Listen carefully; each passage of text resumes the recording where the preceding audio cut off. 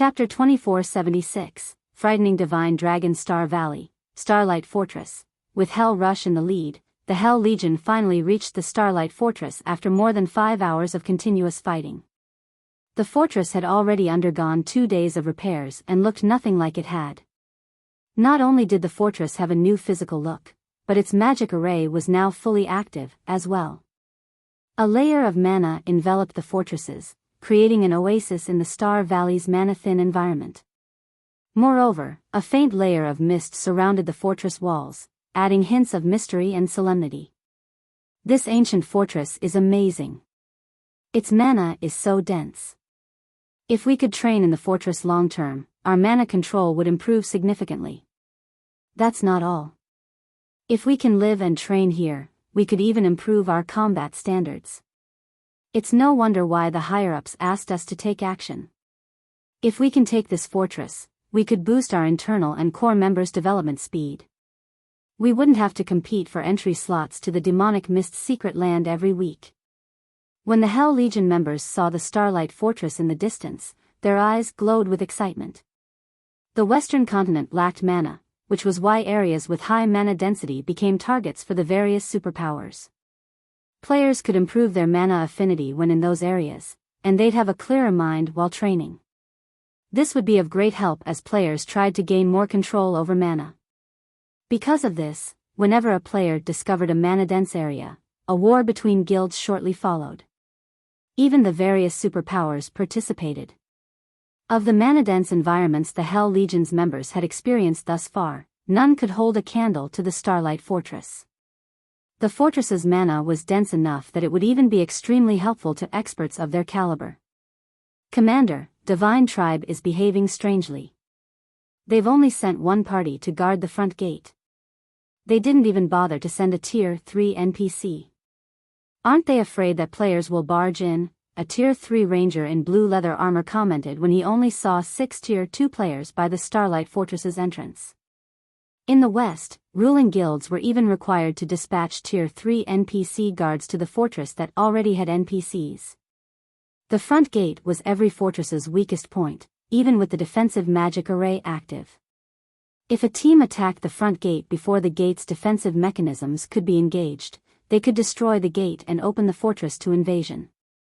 Thus, powers typically sent in plenty of powerful Tier 3 NPCs to protect the front gate after capturing a fortress. Divine Tribe, however, had done the exact opposite. The guild hadn't even sent a single Tier 3 player to protect the Starlight Fortress's gate, much less Tier 3 NPCs. Moreover, there were only 6 Tier 2 players by the entrance. Divine Tribe was practically begging for another power to attack. Even if the guild wasn't worried about hostile forces destroying the front gate, it was still an important location. Players would hand over their entrance fees at the gate, after all, and those coins would be kept in the gate's storage before being transported to the Fortress Lord's mansion at regular intervals. If players plundered the coins during delivery or from the gate's storage, the ruling power would suffer for its lack of security. That's not our concern. Get ready, everyone. We're going in, Hell Rush declared, ignoring Divine Tribe's careless organization. As far as he was concerned, whether or not Divine Tribe sent Tier 3 NPCs to guard the front gate didn't matter to the Hell Legion.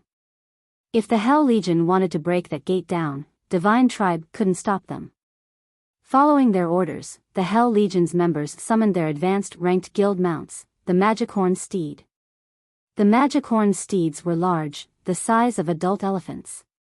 When 300 Magicorn Steeds charged as a group, even the ground trembled under their hooves. Once the Legion reached the gate, however, the party of 6 remained indifferent. They neither seemed afraid nor awed by the sight of the mighty Hell Legion. Rather, they calmly approached Hell Rush. "May I know why you're all here?" a level 105, Tier 2 knight asked. Fearlessly, he explained, "The fortress is still sealed, and uninvited players cannot enter. We've received an invitation from Commander Phythalia. You may notify her that the Hell Legion has arrived," Hell Rush proudly announced, looking down at the 6 Divine Tribe members before him. "So, you're Commander Phythalia's guests. I'll contact her for authorization immediately. Please, wait a moment. When the Tier 2 Guardian Knight heard that the Hell Legion were here at Phythalia's request, he contacted the commander and asked her to grant Hell Rush and his companions permission to enter the fortress. Not long after the Guardian Knight reported to his superior, he began to chant an incantation while watching the Hell Legion. Once he finished, a runic mark appeared on the back of their hands. "Alright, you now have temporary permission to enter the Starlight Fortress," the Tier 2 Guardian Knight informed the guests. He then warned them with a heavy tone, "However, before you go in, I must inform you of something. Currently, a dragon is resting in the fortress, and the mana isn't fully stable yet. So, once you enter the fortress, I hope that you won't cause too much of a commotion. You shouldn't anger the dragon. If it decides to act, we won't be able to stop it. I hope you can understand." As the Tier 2 Guardian Knight finished his warning, the Hell Legion's members couldn't contain their grins. They acted as if the Guardian Knight had told the funniest joke in the world. Surely, this Tier 2 Guardian Knight was trying to scare them. But who were they, exactly? They were members of Netherworld Empire's strongest trump card legion. They had encountered dragons far more often than the various superpowers experts. They knew just how powerful a Tier 4 dragon was. They were even confident of defeating one, much less surviving its wrath. After all, it wouldn't be the first time. Even if they weren't a match for the Starlight Fortress's dragon, they had plenty of methods to escape its pursuit. Divine Tribe was dreaming if it thought one measly dragon could make them behave in the Starlight Fortress. "We understand. Can we go in now?" Hell Rush asked dryly. "Of course." Realizing that the man before him paid no heed to the warning, the Tier 2 Guardian Knight could only sigh and nod in reply. He signaled for his subordinates to make way for the Hell Legion. Divine Tribe's guards stepped aside, and Hell Rush led his legion into the Starlight Fortress atop their magic-homed steeds. The mounts left clouds of dust in their wake, and the ground within a 100-yard radius of the legion trembled. The Hell Legion had no intention of keeping a low profile.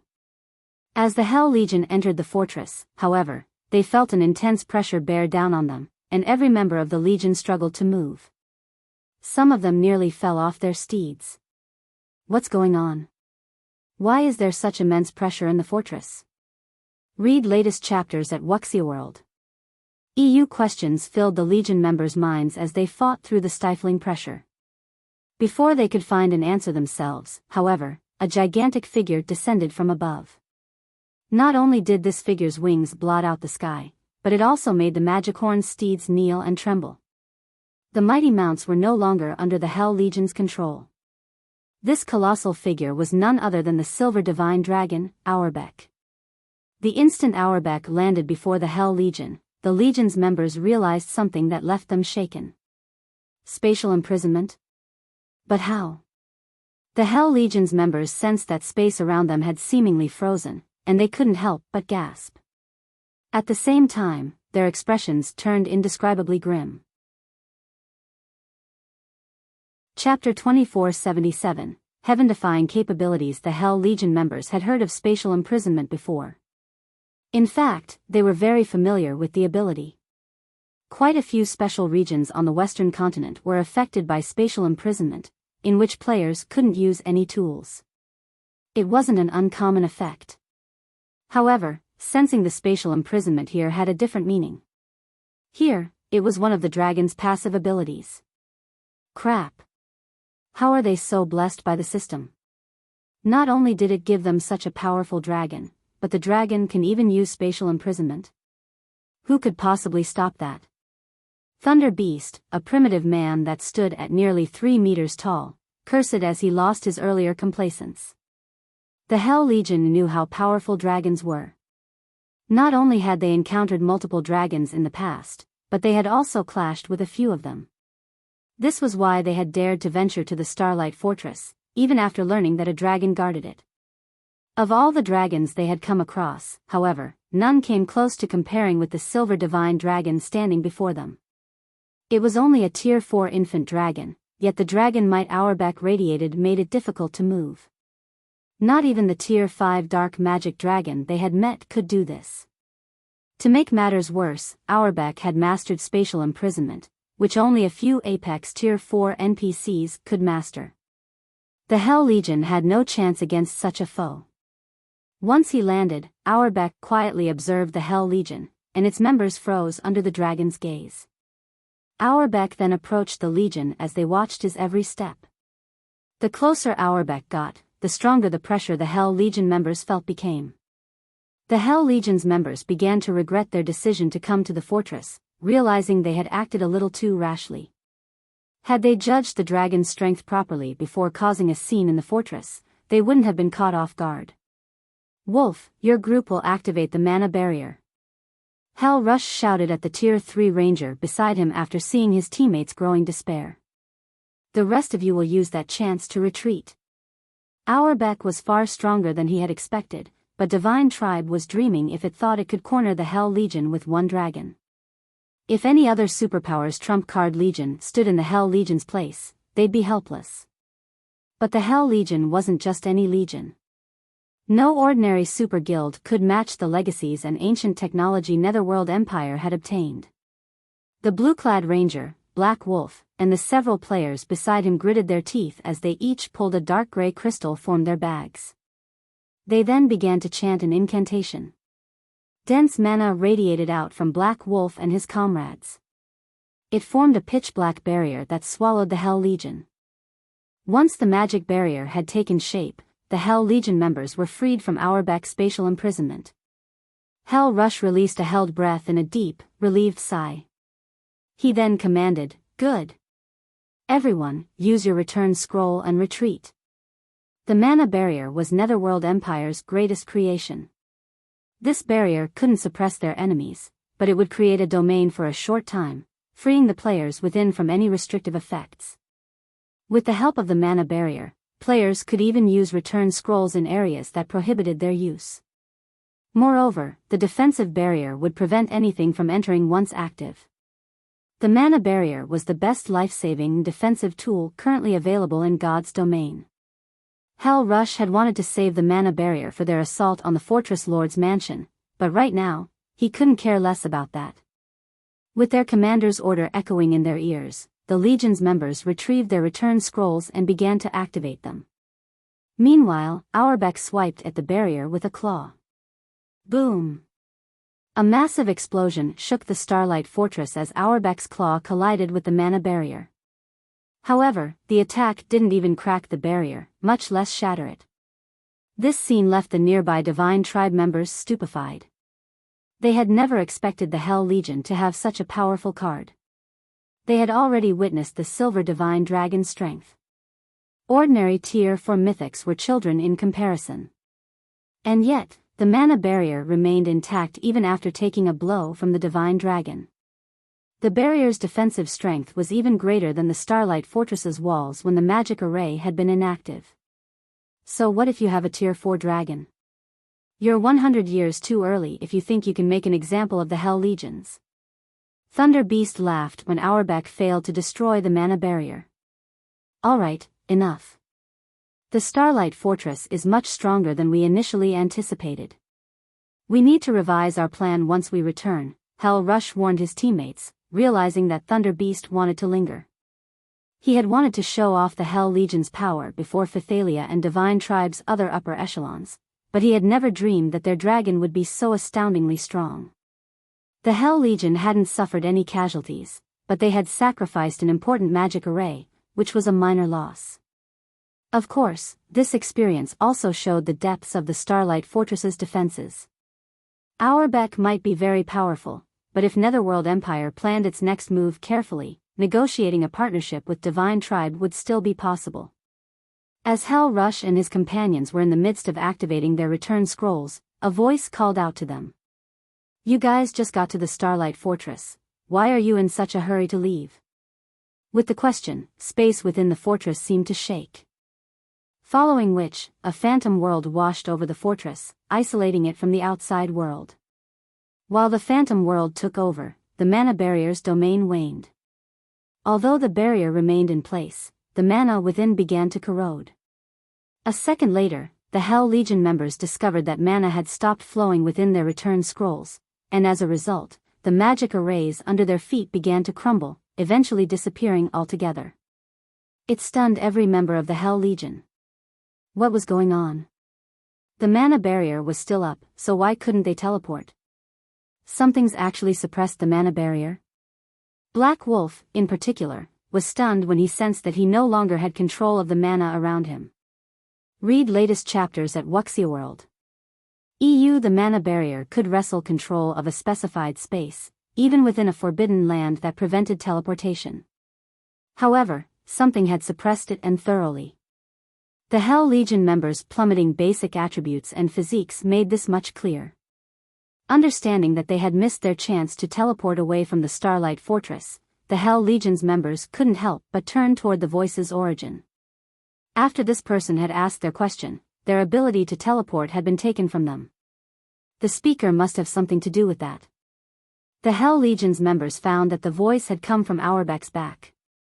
Due to the divine dragon's natural glow, they hadn't noticed the man, but squinting to see through the light, they discovered that someone was actually riding the divine dragon, standing on his back. So, you're Zero Wings Guild leader, Black Flame? Hell Rush asked, staring at the player perched on the silver divine dragon. Chapter 2478, True Foundations. Hell Rush's question stunned the rest of the Hell Legion in the mana barrier. They all stared at Shifeng in astonishment. Is he really human? They had heard that Shifeng had something to do with the silver divine dragon, but they had never thought that he would be capable of controlling it and be able to suppress the mana barrier. Having either power would overjoy any of God's domain superpowers. Both a dragon and a domain treasure would be incredibly useful when defending fortresses and rendering other superpowers' attacks useless. And now, they learned that Shifeng had both. It was absurd.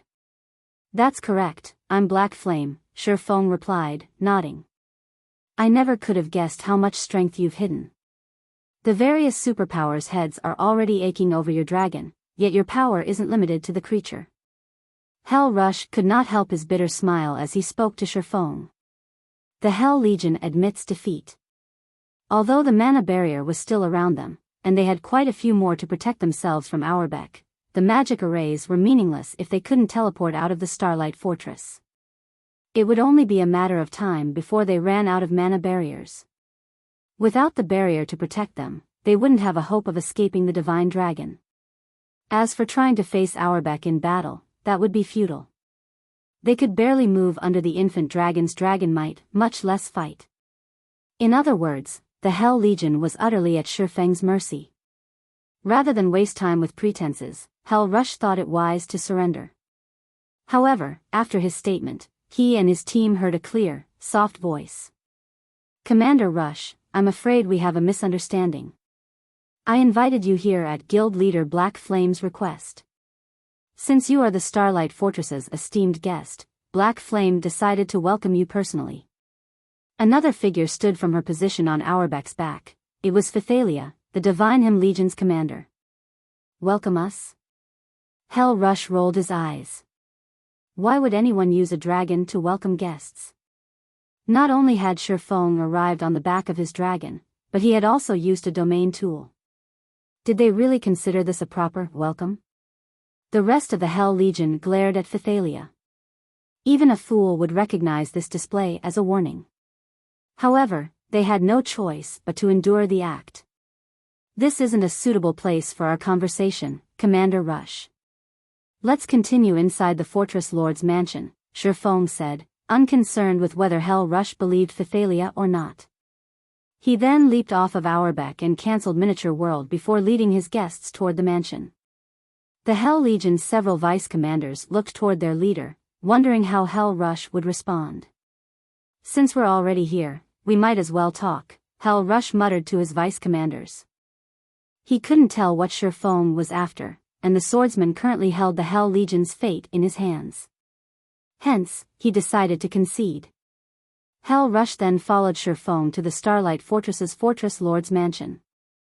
Meanwhile, his vice-commanders instructed the rest of the Legion's members to find a place to rest before they followed. When Hell Rush and his entourage walked toward the Fortress Lord's mansion, located in the fortress's core, they were shocked. As they grew closer to the mansion, they could feel the mana growing denser. They sensed that the mana around them had already become 30% denser when they were only halfway to their destination. A 30% increase could raise their training efficiency with combat techniques, skills, and spells by at least 50%, and it would be particularly prominent when practicing advanced and bronze combat techniques. Training in this environment would yield even better results than when they trained in the mana-dense secret lands under Netherworld Empire's control. Huh? What is that place? Hell Rush asked, noticing an ancient tower a short distance away from the Fortress Lord's mansion. The tower only had 5 floors, but the concentration of mana around it was second only to the Fortress Lord's mansion. Even in the Starlight Fortress's high mana environment, the tower stood out like a shining beacon. That's the fortress prison, Phythalia explained. It's where we intend to keep players who cause trouble, similar to the prisons in NPC cities. It's the same as the prisons in NPC cities? Hell Rush wore a grim expression after hearing Phythalia's answer. His vice commanders stared at the ancient tower in horror. If they died within the fortress, they would, at most, lose a level and a piece of equipment. With the Hell Legion's strength, they could recover from the losses in no time. But none of them wanted to face imprisonment after a death. That outcome would be even worse than if they died 3 or 4 times in a row. Time was more important than money in God's domain, especially for frontline players. Opportunity waited for no man. They would only have the highest chances of growing stronger by maintaining their positions at the forefront of the game's player base, and they might even find a rare opportunity that could change their fates. If they were stuck in jail for 5 or 6 days, however, they'd fall behind, and catching up would be insanely difficult. A dragon? A domain tool? Those were insignificant compared to the fortress prison. Auerbach might be able to annihilate the Hell Legion with the help of a domain tool, but the Legion's members would recover to their peak in 3 or 4 days. They might even become stronger than they had been. Spending a handful of days in the prison, on the other hand, would cripple the Legion. Catching up would take at least 1 to 2 months. The fortress prison alone was more than enough to deter any power from assaulting the Starlight Fortress. While Hell Rush and his vice commanders secretly plotted to investigate the fortress prison, they arrived at the mansion. The Fortress Lord's mansion was now fully repaired and looked like a castle from a fantasy novel. An ancient, mysterious aura surrounded the castle, and the ambient mana within its vicinity was mesmerizing. There was simply no comparison between the mana here and the mana in the rest of the fortress. For a moment, Hell Rush and the others even had the urge to stay for the rest of their lives. Guild leader Black Flame, may I know what business you have with us? If you'd like to discuss something, please, get to the point. I'm not fond of posturing in word games, Hell Rush told Shifeng seriously. Hell Rush now had a good understanding of the Starlight Fortress's situation. In his opinion, capturing or causing a ruckus in the fortress was simply impossible for the various superpowers, including Netherworld Empire. He couldn't think of a reason that Shifeng would specifically invite the Hell Legion to talk.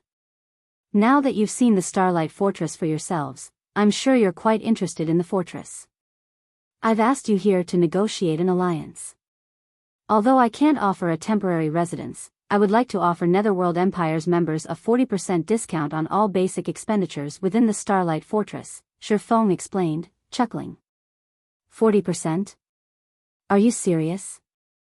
The offer instantly tempted Hell Rush.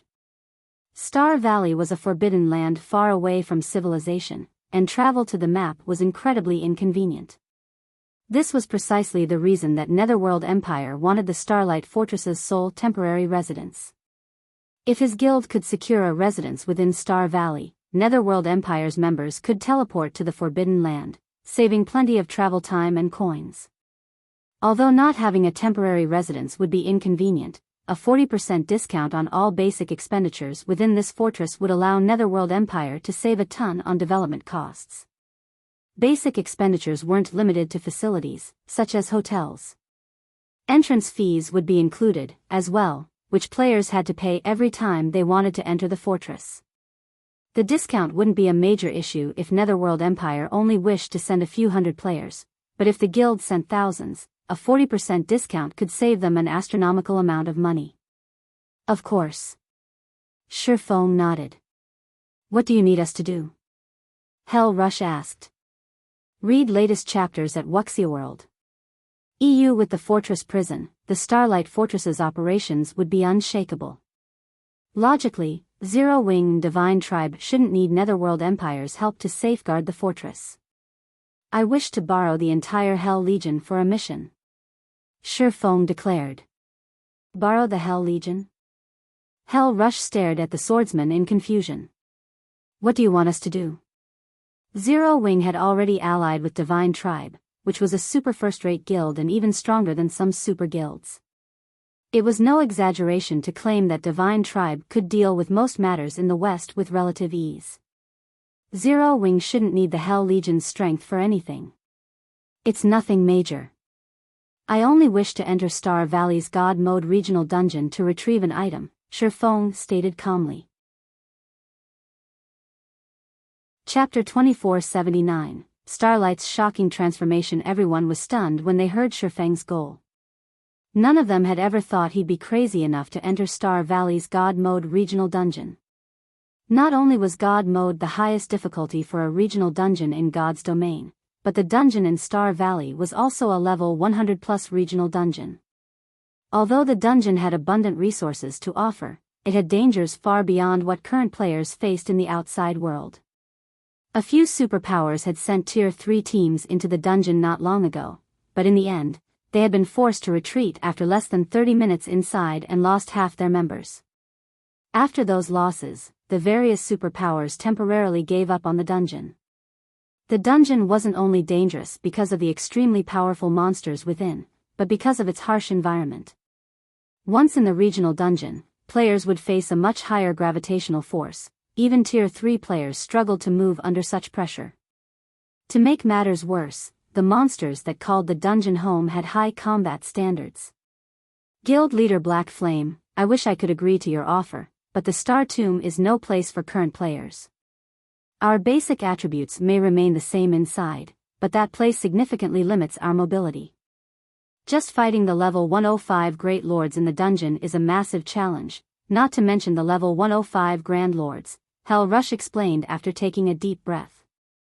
Although Shifeng's offer was wildly tempting, the idea of entering the Star Tomb was a joke. While inside the Star Tomb, Tier 3 players' mobility would be reduced to Tier 1 standards, and to make matters worse, the increased gravity didn't affect the dungeon's monsters. And that wasn't all.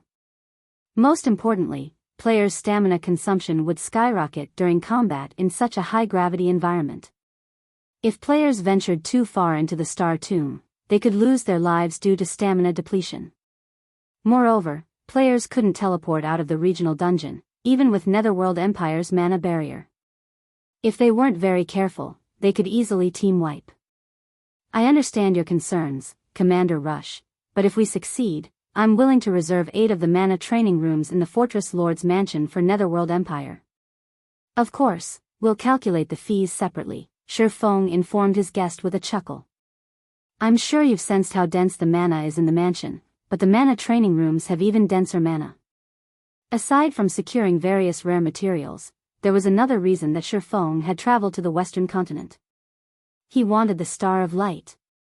Without the Star of Light, he had no chance of revitalizing the Tree of Life's withered main branch. The Star of Light was a legendary material that was only available on the Western continent. To be precise, it could only be found within the Star Tomb. Based on the information he had from the past, 3 of the Star Tomb's Stars of Light had dropped while players had explored the regional dungeon for the first time. With the Star Tomb untouched, this was the perfect opportunity to secure one for himself. If he missed this opportunity, his chances of obtaining the legendary material would be miserably low by the time he organized another expedition to the west. To enter the regional dungeon, players had to have reached Tier 3 at the very least. Players couldn't enter until then. Moreover, a 100-man team wouldn't be nearly enough to explore the dungeon. Shifeng would need at least 500 players to pull off his plan. Unfortunately, organizing a team of 500 Tier 3 players would be incredibly difficult at this stage of the game. Thus far, only the 5 great super guilds could manage it. Hence, Shifeng had asked Phythalia to invite Hell Rush to negotiate a deal. The mana training room? Hell Rush's eyes glowed when Shifeng offered the additional benefit. When he had entered the Fortress Lord's mansion, he had sensed the extraordinary mana within. It was, by far, the most mana-dense location he had ever visited. If Netherworld Empire's experts could train in the mansion, their efficiency would skyrocket. Yet, Shifeng had just told him that the mana training rooms had even denser mana. If such an astounding training environment truly existed, they could develop their mana control and unlock their mana bodies with unprecedented speed. Please, take your time to consider the offer carefully, Commander Rush. If we encounter a situation within the Star Tomb that we cannot overcome, you may retreat, and the benefits I offer will remain yours, Shifeng clarified. Your offer will still stand? Hell Rush could not ignore the temptation. Then, I agree. However, if my team risks annihilation, we will pull back immediately. If you can accept that condition, we're willing to work with you. Hell Rush wasn't sure what Shifeng's goal was, but he couldn't afford to reject the offer. Mana was the root of all things on the Western continent, which the various powers desperately fought for. Since capturing the Starlight Fortress was now impossible, he had to aim for the next best thing, and the mana training rooms would allow his guild's experts to unlock their mana bodies far sooner. Once they did, Netherworld Empire would be able to surpass the 2 of the other 5 great super guilds based in the West when it came to experts with fully unlocked mana bodies. That won't be a problem, Shifeng answered. He could sympathize with Hell Rush. The Star Tomb was, after all, a level 100+ God mode regional dungeon and, as such, far more dangerous than the outside world. The various superpowers had suffered severe losses to clear the Star Tomb during his previous life, and that was after they had formed the minimum 500-man teams. Luckily, the current Hell Legion would be more than enough for his purposes. His goal wasn't to explore all of the Star Tomb, just obtain a Star of Light. The Star of Light was a random drop in the Star Tomb, which meant that even the weakest monsters had a chance of dropping it. Raiding the dungeon's bosses wouldn't be necessary. Adventurer teams had claimed 3 of the regional dungeon Stars of Light in the past, and all 3 teams had done so in the tomb's outer region. Those adventurer teams had merely been grinding for magic crystals, but they had lucked out and acquired Stars of Light instead, becoming rich overnight. Read latest chapters at Wuxia World.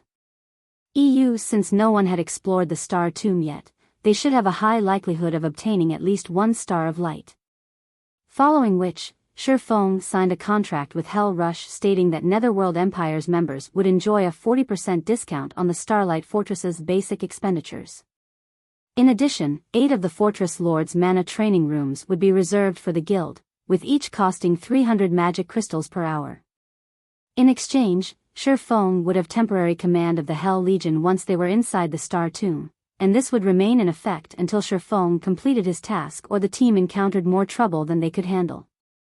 In addition, Netherworld Empire would dispatch experts to defend the Starlight Fortress alongside Zero Wing and Divine Tribe.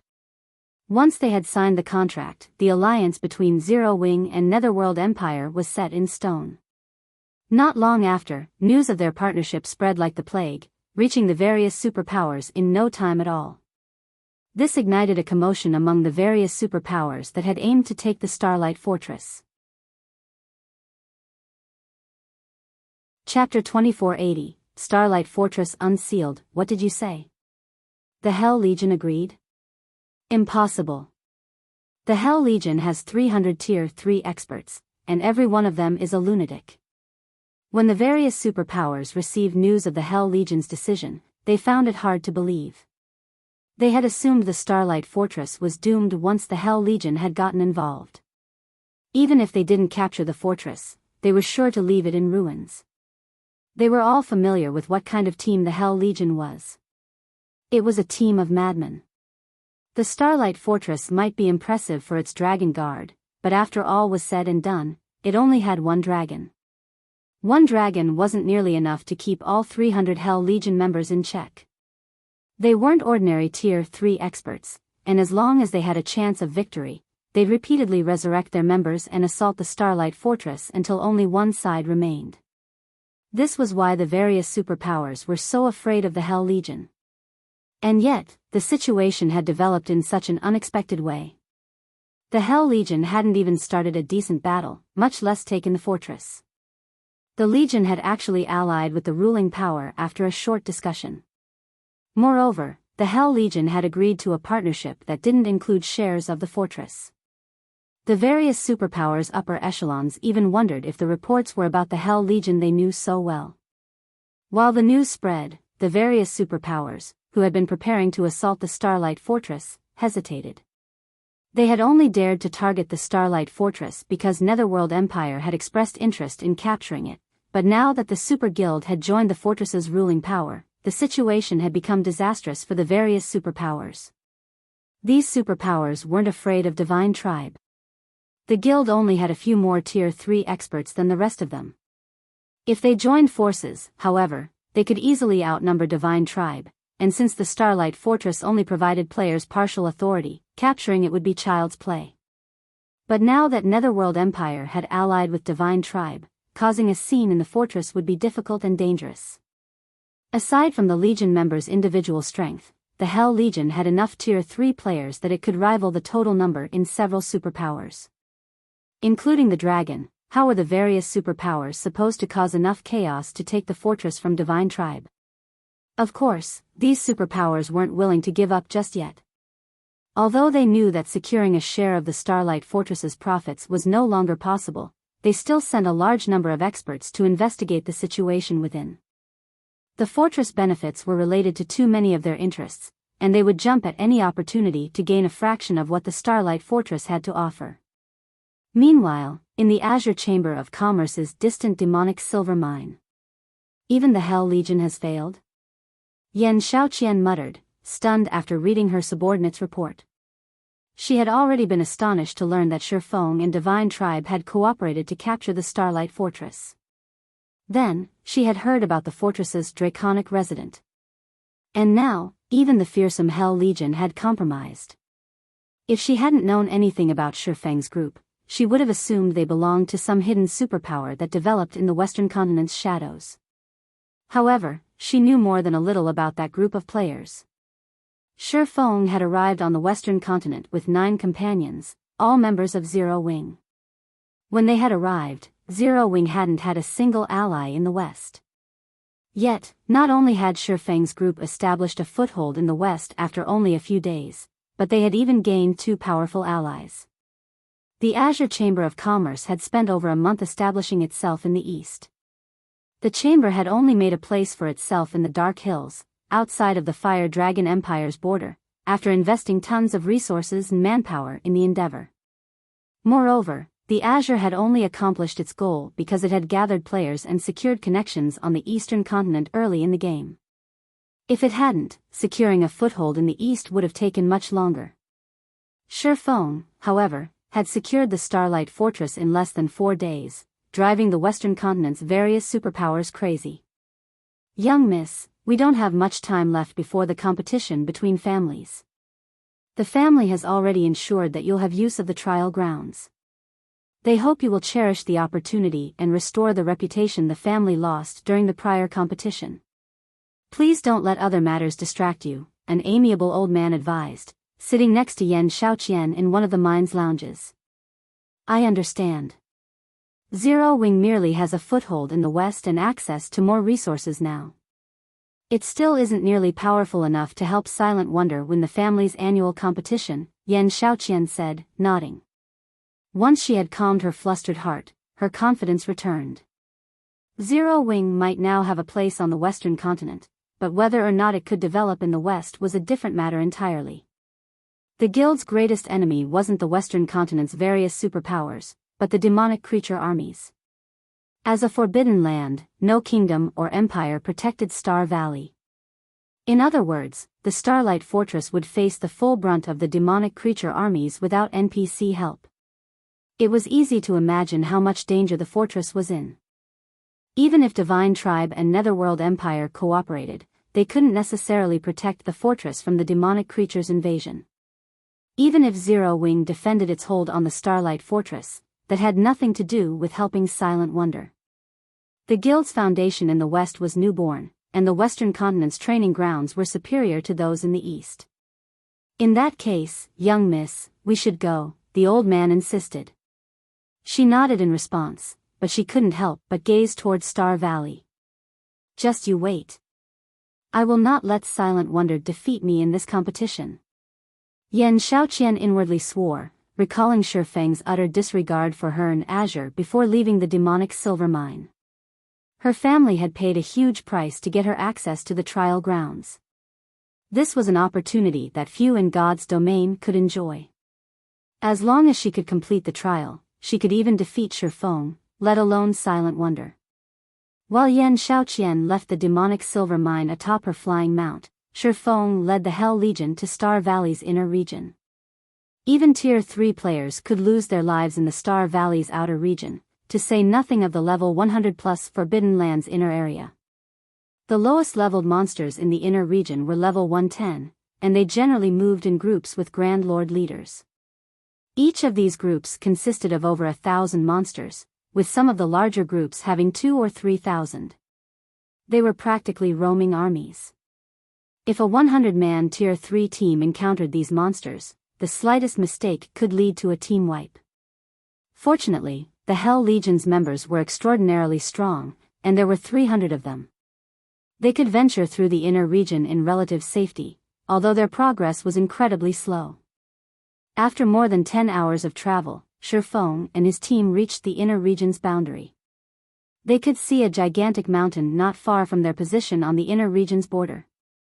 The mountain's aura felt boundless, and those who approached could feel their bodies grow heavier. The closer one got to the base of the mountain, the stronger the sensation became. This was none other than Star Valley's God Mode regional dungeon, the Star Tomb. Consider this carefully, Guild Leader Black Flame. Do you really want to go in there? Once we're inside, leaving will be a challenge, and if players die, they won't resurrect outside of the dungeon, Hell Rush warned Shifeng as he stared at the mountain before them. Read latest chapters at Wuxia World.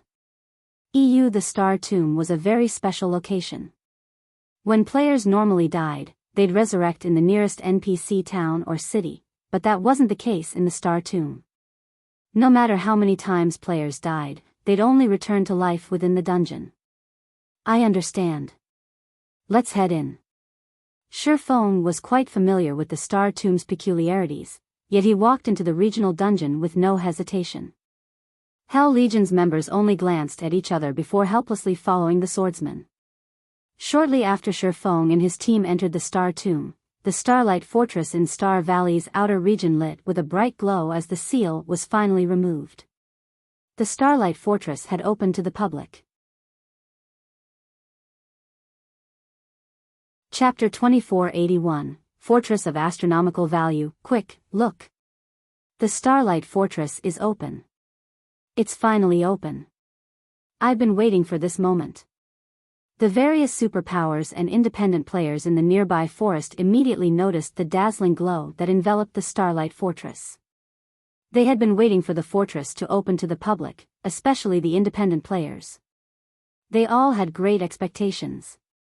Independent players were unaware of Netherworld Empire's agreement, but some of Divine Tribe's members had leaked information about the situation within the Starlight Fortress. When they finally got to see the fortress's many benefits, the various independent players caused an uproar. Aside from the fortress's mana-dense environment, which would help them quickly recover from exhaustion, the fact that they could improve their mana control just by visiting the fortress made it far more impressive than any NPC city on the western continent. Furthermore, the Starlight Fortress was located within Star Valley. Now that they could enter the fortress, they could grind in the Forbidden Land, boosting their leveling speed and resource acquisition. Naturally, they couldn't miss the opportunity to set up a base of operations within the Starlight Fortress. Although the various superpowers had dispatched many of their players, they were no match for the number of independent players eagerly waiting to enter the fortress. The independent players, who had been resting in the forest, charged toward the Starlight Fortress like a flood of madmen. Despite their imposing might, not even the various superpowers experts reached the fortress before the tide of independent players. However, the scene didn't enrage the superpowers. They were actually overjoyed to see it. I hadn't expected to find so many Tier 3 experts in the area. I doubt Netherworld Empire and Divine Tribe expected so many players either. This is going to be interesting. Even Netherworld Empire's Hell Legion would be helpless against so many Tier 3 experts. When the various superpowers' upper echelons saw the independent players swarm toward the Starlight Fortress, excitement flashed in their eyes. They had begun to believe that they had no hope of causing chaos within the fortress. After all, Netherworld Empire's Hell Legion was not just for decoration. They hadn't expected a situation like this, and they had never imagined that independent players would be so interested in the Starlight Fortress. There were already more than 5,000 Tier 3 independent players, not to mention the Tier 2 players. There were more of them than those in the various superpowers combined. Even if Netherworld Empire went all out, they had no hope of defending the fortress against such a force, let alone Divine Tribe. Before the superpowers' upper echelons could celebrate, however, a dragon with silver scales flew out of the Starlight Fortress and landed beside the front gate, quietly observing the approaching horde of independent players. The excited independent players froze on the spot when they saw Auerbeck. None of them dared to move. The sudden development even stupefied the various superpowers watching from afar. They were talking about 5,000 Tier 3 experts. And yet, every one of them acted like a mouse before a cat. Of course, the various superpowers experts could sympathize. Auerbeck's aura was just that frightening. Even from far away, they felt as if the weight of a mountain had rested on their shoulders. Needless to say, the independent players, who were much closer to the Silver Divine Dragon, felt an even stronger pressure. Is that really just a Tier 4 dragon? The various superpowers experts were at a loss for words as they stared at Auerbeck. They had realized that Auerbeck was exceptionally strong after the Hell Legion had fled from it, but seeing the Divine Dragon in person, they understood how mistaken they had been. This was not a matter of strength. No one should be so foolish as to provoke Auerbeck. The Starlight Fortress is now open to the public. If you wish to enter the fortress, listen carefully. All combat is prohibited within the fortress walls. Not only will you be slain if you break this rule, but you'll also be imprisoned for 8 days in the fortress prison, McCaffrey, who stood on the wall above the main gate, announced as he gazed at the players below. If nobody has any questions, you may register to enter the fortress. As McCaffrey finished his statement, the nearby players' expressions changed. The announcement dumbfounded the various superpowers members, in particular. Fortress prison? What is he talking about? The superpowers' upper echelons, who had laughed at the Starlight Fortress's latest predicament, could no longer muster the strength to laugh. They were familiar with the concept of God's domain's prisons. Once players were jailed, they'd have to serve their time unless someone destroyed the prison from the outside. It was this moment when the various superpowers understood, more or less, why Netherworld Empire had decided to compromise. With a fortress prison around, who would dare cause a scene in the fortress? The various superpowers began to despair when McCaffrey began to speak once more. Due to the fortress's limited space, players may only remain inside for 1 natural day. Each consecutive day you spend in the fortress will cost 1 magic crystal. In addition, all basic services the fortress offers cost magic crystals. If you fail to pay for the services you've requested, you will also spend 8 days in the prison. Please keep this in mind during your stay. After listening to McCaffrey's speech, every player in the area was stunned again. Normally, the various powers did everything they could to increase a fortress's player population after capturing one, which, in turn, would transform the fortress into a trade hub. This would also give the ruling power access to a huge amount of resources, yet the Starlight Fortress's owner had decided against that. They showed no regard for attracting players to the fortress. The entrance fee alone cost a whopping 20 silver per person, and players were only allowed to spend a day in the fortress. Once that day was up, every additional day would cost a magic crystal. To make matters worse, they had to pay magic crystals for the services within the fortress. This was basically daylight robbery. Only a fool would enter the fortress. On the western continent, magic crystals were incredibly rare, which made them far more valuable than coins. Moreover, most high-value transactions involved magic crystals. Tier 2 experts would be fortunate to earn 3 or 4 magic crystals per day, and Tier 3 experts only earned around a dozen. After deducting daily expenses, they'd be lucky if they kept half of their remaining magic crystals. With how the Starlight Fortress operated, Tier 2 experts had no hope of setting up a base within the fortress. Are the fortress's managers insane? Their greed for magic crystals certainly is. It's already obvious that no one on the continent has a chance of taking the fortress. The fortress can slowly develop and grow without worry, and yet they're chasing people away. I can't wait to see how they'll survive against the demonic creature armies. The situation even stunned the various superpowers. They couldn't fathom what Shifeng and the others were thinking. If they had so many magic crystals to spare, they might as well spend them in the Divine Colosseum's trial tower.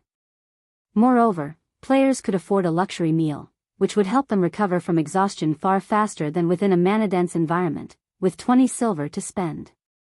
In truth, the pricing had left McCaffrey speechless when he had heard it, but Shifeng had insisted that the fortress would only conduct business using magic crystals. So, he couldn't do anything about it. The Starlight Fortress belonged entirely to Zero Wing, after all. Divine Tribe was only helping manage it. While some powers and players left in a huff, a 500-man team watched the events unfold from a short distance away from the main gate.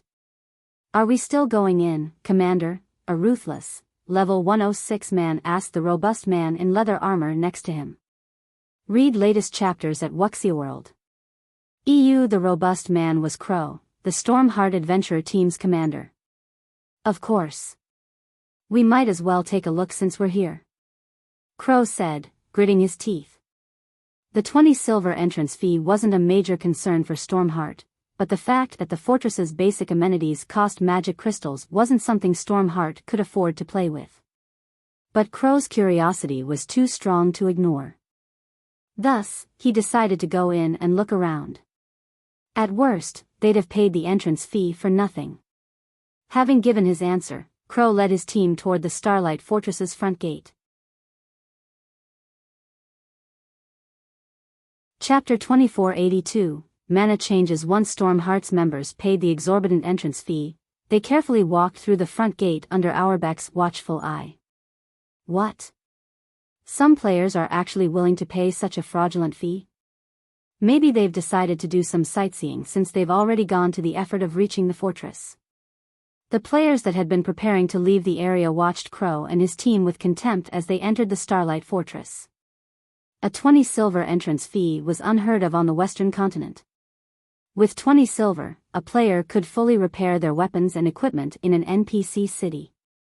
Some Tier 2 players only made that much after a full day of grinding. Yet, Stormheart's members were investing so much money just to sightsee or experience the fortress's mana-dense environment. Moreover, they could only spend one day in the fortress. They were foolish to waste their money like that. After spending a moment to ridicule Stormheart, the surrounding players packed up and left. It wasn't long before 90% of the players around the Starlight Fortress left the area. Now, less than 10,000 players remained in line at the front gate. They've already secured their hold on the Starlight Fortress, yet they're chasing away customers.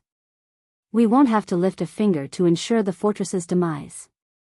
They want to charge magic crystals for all basic expenditures made inside the fortress? They certainly know how to dream. How foolish.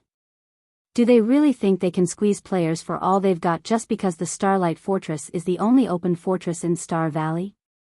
The various superpowers' upper echelons couldn't help but laugh when they saw how few players were willing to enter the Starlight Fortress.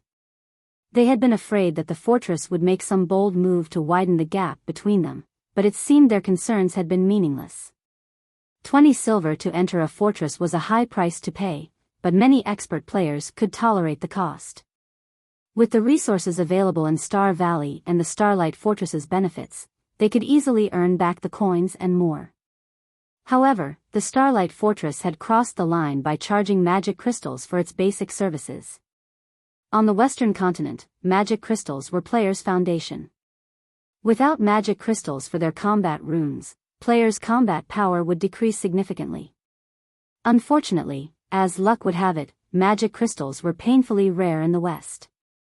Obtaining a single magic crystal was a challenge. If it weren't so difficult, the continent's various powers wouldn't fight so desperately over ore veins that had a chance of producing magic crystals. Although players could obtain magic crystals by grinding in Star Valley, it wasn't easy. Star Valley was still a level 100, plus forbidden land and far more dangerous than other maps where magic crystals dropped.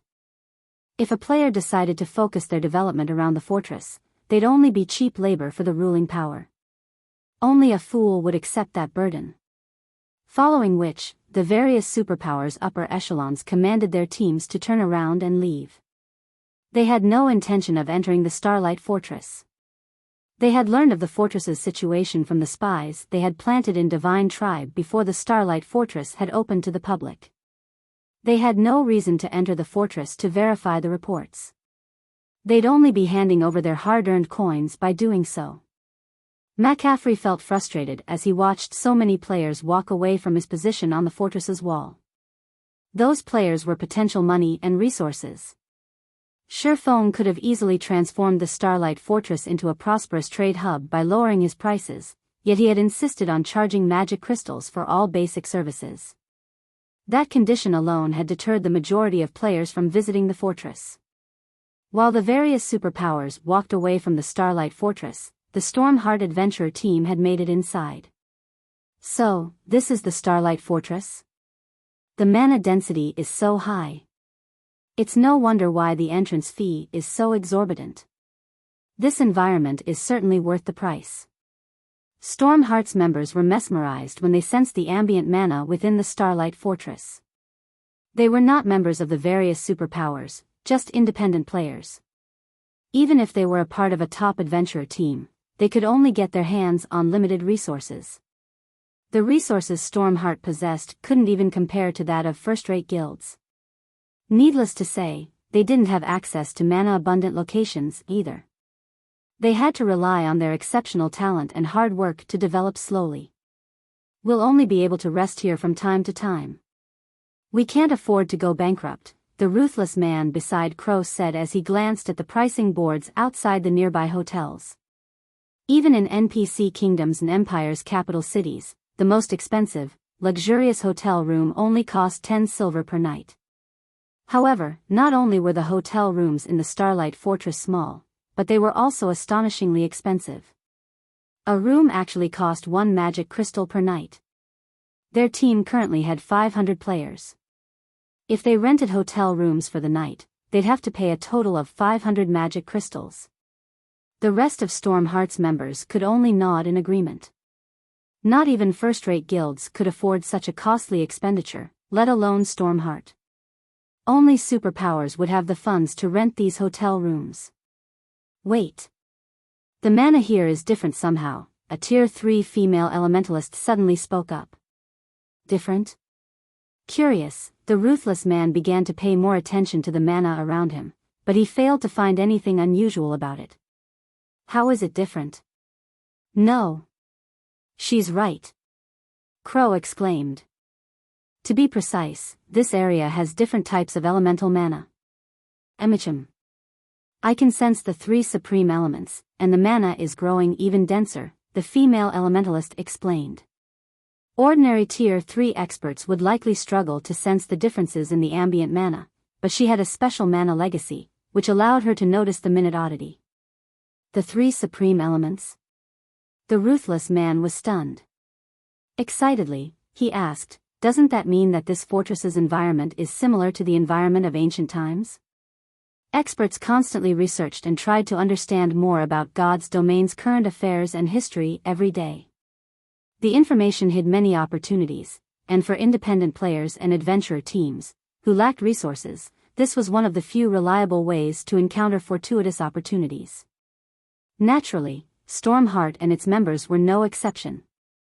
In fact, their knowledge of God's domain was vast, especially regarding the ancient area when gods had still roamed the land. The ancient era had been the peak of God's domain. Humankind had been far more powerful then. Ancient human civilizations had developed their individual strength and technology to unbelievable levels. Read latest chapters at Wuxia World. EU. In comparison, current humans hit their limit after reaching Tier 5.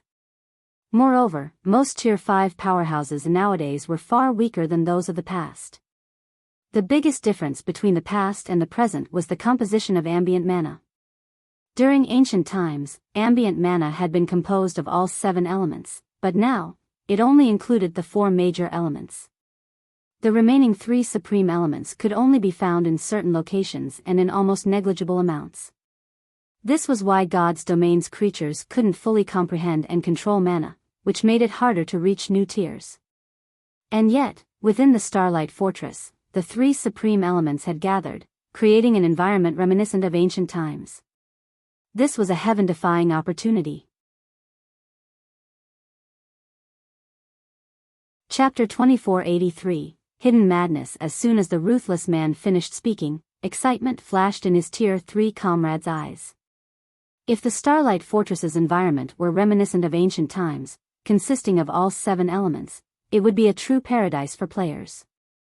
Not only would players have a much easier time controlling mana in such an environment, but it would also help them unlock their mana bodies. After giving the matter some thought, Crow turned to the Tier 3 female elementalist beside him and said, "Rose, return to headquarters and gather all of the magic crystals we have. Send someone to ask around about renting a hotel here, as well. We'll be using it as Stormheart's temporary base." From now on, Stormheart's Tier 3 members will develop out of the Starlight Fortress. Although living in the Starlight Fortress was costly, if the benefits allowed one to improve their mana control and unlock their mana body's potential with ease, it was worth the price. It would even be worthwhile if the adventurer team had to invest every magic crystal it had earned thus far and would earn in the future. Levels weren't the top priority for Tier 3 players right now. Rather, unlocking their mana body's full potential was far more important. A Tier 3 player could only exhibit the true strength of Tier 3 once they did so. Residing in the Starlight Fortress would accelerate the process of unlocking their mana bodies, which was a unique, massive benefit. The rest of God's Domain's players hadn't realized this yet, which gave Stormheart the opportunity to establish a base in the fortress. If they waited until the various guilds noticed, finding a place and developing in the Starlight Fortress would become far more difficult for the adventure team. In terms of money and resources, Stormheart wasn't even a match for first-rate guilds, much less superpowers. Understood. I'll have someone look into it immediately, the female elementalist in blue, Ice Rose, replied before breaking away from the rest of the group. While Stormheart secretly took action, other Tier 3 independent players, who had entered the fortress and were particularly sensitive to mana, did the same. For a time, something strange took place within the nearly empty Starlight Fortress. Despite barely any players visiting the fortress, its hotels were booked, one after another. Moreover, all of the rooms were rented long-term, stunning the ignorant visiting players in McCaffrey. Players could earn a 10% discount when renting hotel rooms long-term, but they'd have to reserve the room for a minimum of 10 days. This meant that players had to pay 9 magic crystals per room, with each day normally costing 1 magic crystal. Including the fact that all of the fortress's basic amenities cost magic crystals, the cost was even extravagant to Tier 3 experts. Regardless, nearly 100 players had rented rooms in the Starlight Fortress long-term. Some players had even rented out an entire hotel. As a result, the fortress had earned nearly 5,000 magic crystals in less than an hour after its grand opening, and the crystals continued to roll in. Meanwhile, inside the Star Tomb, Shifeng and his team ventured farther into the Star Tomb, and the Hell Legion faced one bitter battle after another. Even Tier 3 experts struggled to move within the regional dungeon, their mobility reduced to that of Tier 1 players. Fortunately, their basic attributes hadn't been affected. The reduced mobility had, however, considerably limited everyone's individual combat power.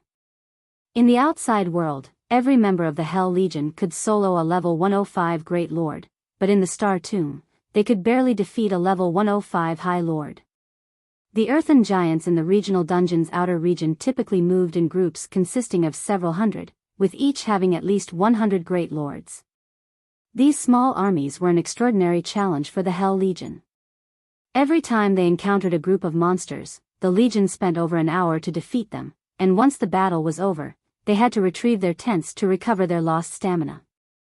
If they didn't take the time to rest, their chances of defeating the next monster army would plummet. Naturally, this slowed their leveling speed to a crawl. However, the Hell Legion members had to admit that the God Mode regional dungeon was a wonderful location. Not only was the monsters' drop rate impressive, but the loot they acquired was top quality as well.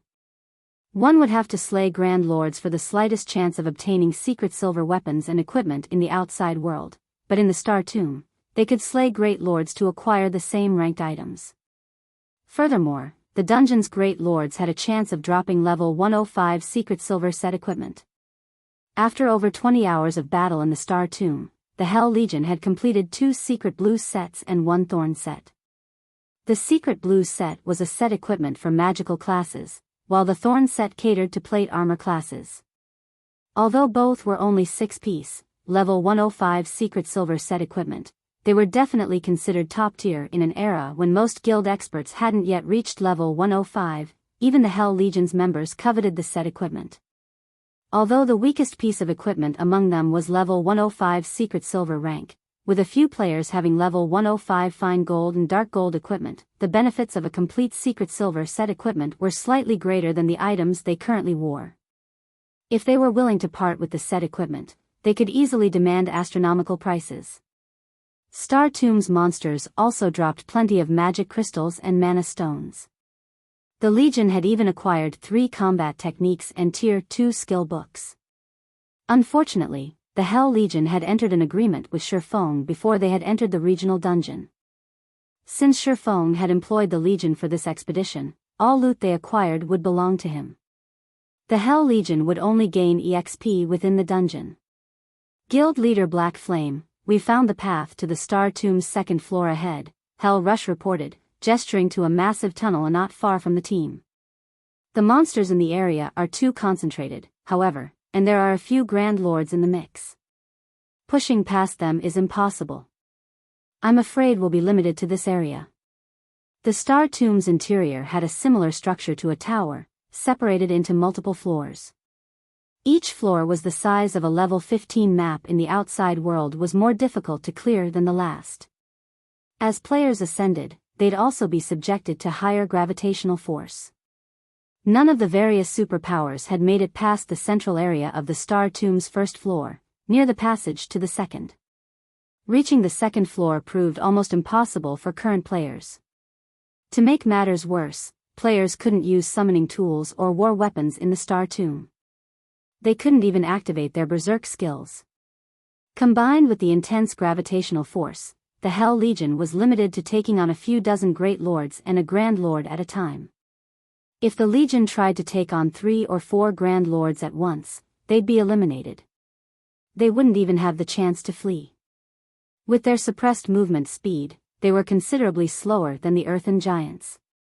Their only option for survival was to slay the monsters. That won't do. Our goal is on the Star Tomb's second floor, Shifeng said, shaking his head. The Star Tomb had a total of 11 floors, and the first couldn't even be considered the outer region's outer area. They'd barely make it to the dungeon's outer region once they made it to the second floor, and they'd only have a chance of securing a Star of Light by slaying the monsters in that area. It's not that we don't want to reach the second floor, Guild leader Black Flame, we just can't make it that far. If we start a fight near the tunnel, we'll attract all of the Earthen giants in the area. Not only will we have to face nearly 1,000 Earthen giants, but there are also 5 Grand Lords. We're no match for them with our current combat power, Hell Rush explained. The various superpowers had tried to reach the second floor as well, but even after trying various methods, none had succeeded. The 5 Grand Lords were especially challenging. Even a 1,000-man, Tier 3 team would struggle to defeat them, much less 300 Tier 3 experts. Rest assured, Commander Rush.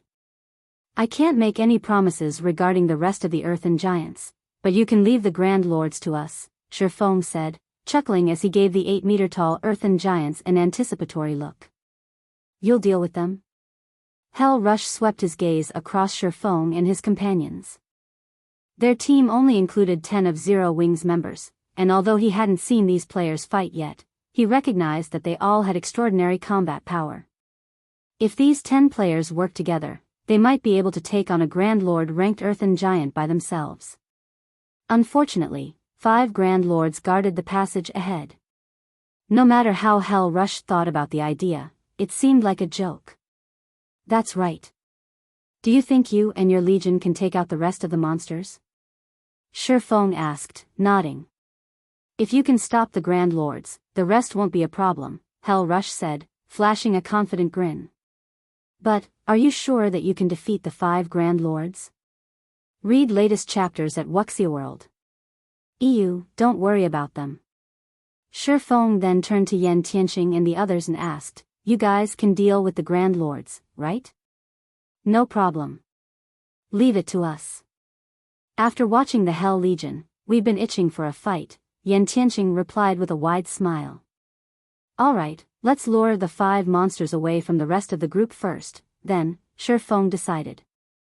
5 of his companions then walked away before charging at the 5 Grand Lords guarding the tunnel. They're just going to do it? Are they insane? Watching Yan Tianqing and the others rush ahead without waiting for the Hell Legion, Hell Rush was dumbfounded. Chapter 2484, Unlocked Mana Body. Hell Rush wasn't the only one dumbfounded. The rest of Hell Legion's resting members were stunned as they watched the 5 Zero Wing members charge toward the Grand Lords. There were nearly 1,000 earthen giants near the passage, and the weakest was a level 109 High Lord. There were over 100 Great Lords, as well, and if they surrounded a 100-man, Tier 3 team, the players would be done for. The earthen giants weren't affected by the Star Tomb's gravitational force, and thus, both their movement and attack speeds were higher than Tier 3 players. As a result, players had to rely on their basic attributes to block the earthen giants' attacks and their techniques to minimize the damage. The Hell Legion could only take on 3 or 4 earthen giants at one time. Even if they had superior combat standards, they wouldn't be able to face a larger group and emerge from the battle unscathed. Yet, Yan Tianqing and his 4 comrades charged towards so many of these monsters with no hesitation. Just as Hell Rush came to his senses and turned to tell Shifeng to stop his players, what he saw next left him flabbergasted. Yan Tianqing, Fire Dance, Aqua Rose, Violet Cloud, and Yi Luofei were simply too fast. Despite the Star Tomb's painful gravitational force, those 5 players closed the distance of several hundred yards in 5 seconds, reaching the monsters guarding the tunnel. Impossible. How are they so fast? Did they find a bug? All of the Hell Legion's members were surprised and confused by Yan Tianqing and his party's movement speed. Even with superior basic attributes, attaining such speed in this environment should be impossible. The increased gravitational force had a massive impact on players' speed. Even if a Tier 2 player had double or triple their basic attributes, the Star Tomb's gravitational force wasn't something that could simply be overcome. The Hell Legion's members even suspected that reaching Tier 4 would only boost their speed to the Tier 2 standard.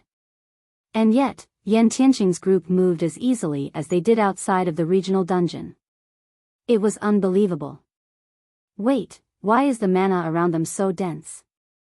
Hell Rush watched Yan Tianqing's group carefully for a moment, and a thought popped in his mind. Could they have already unlocked their mana bodies?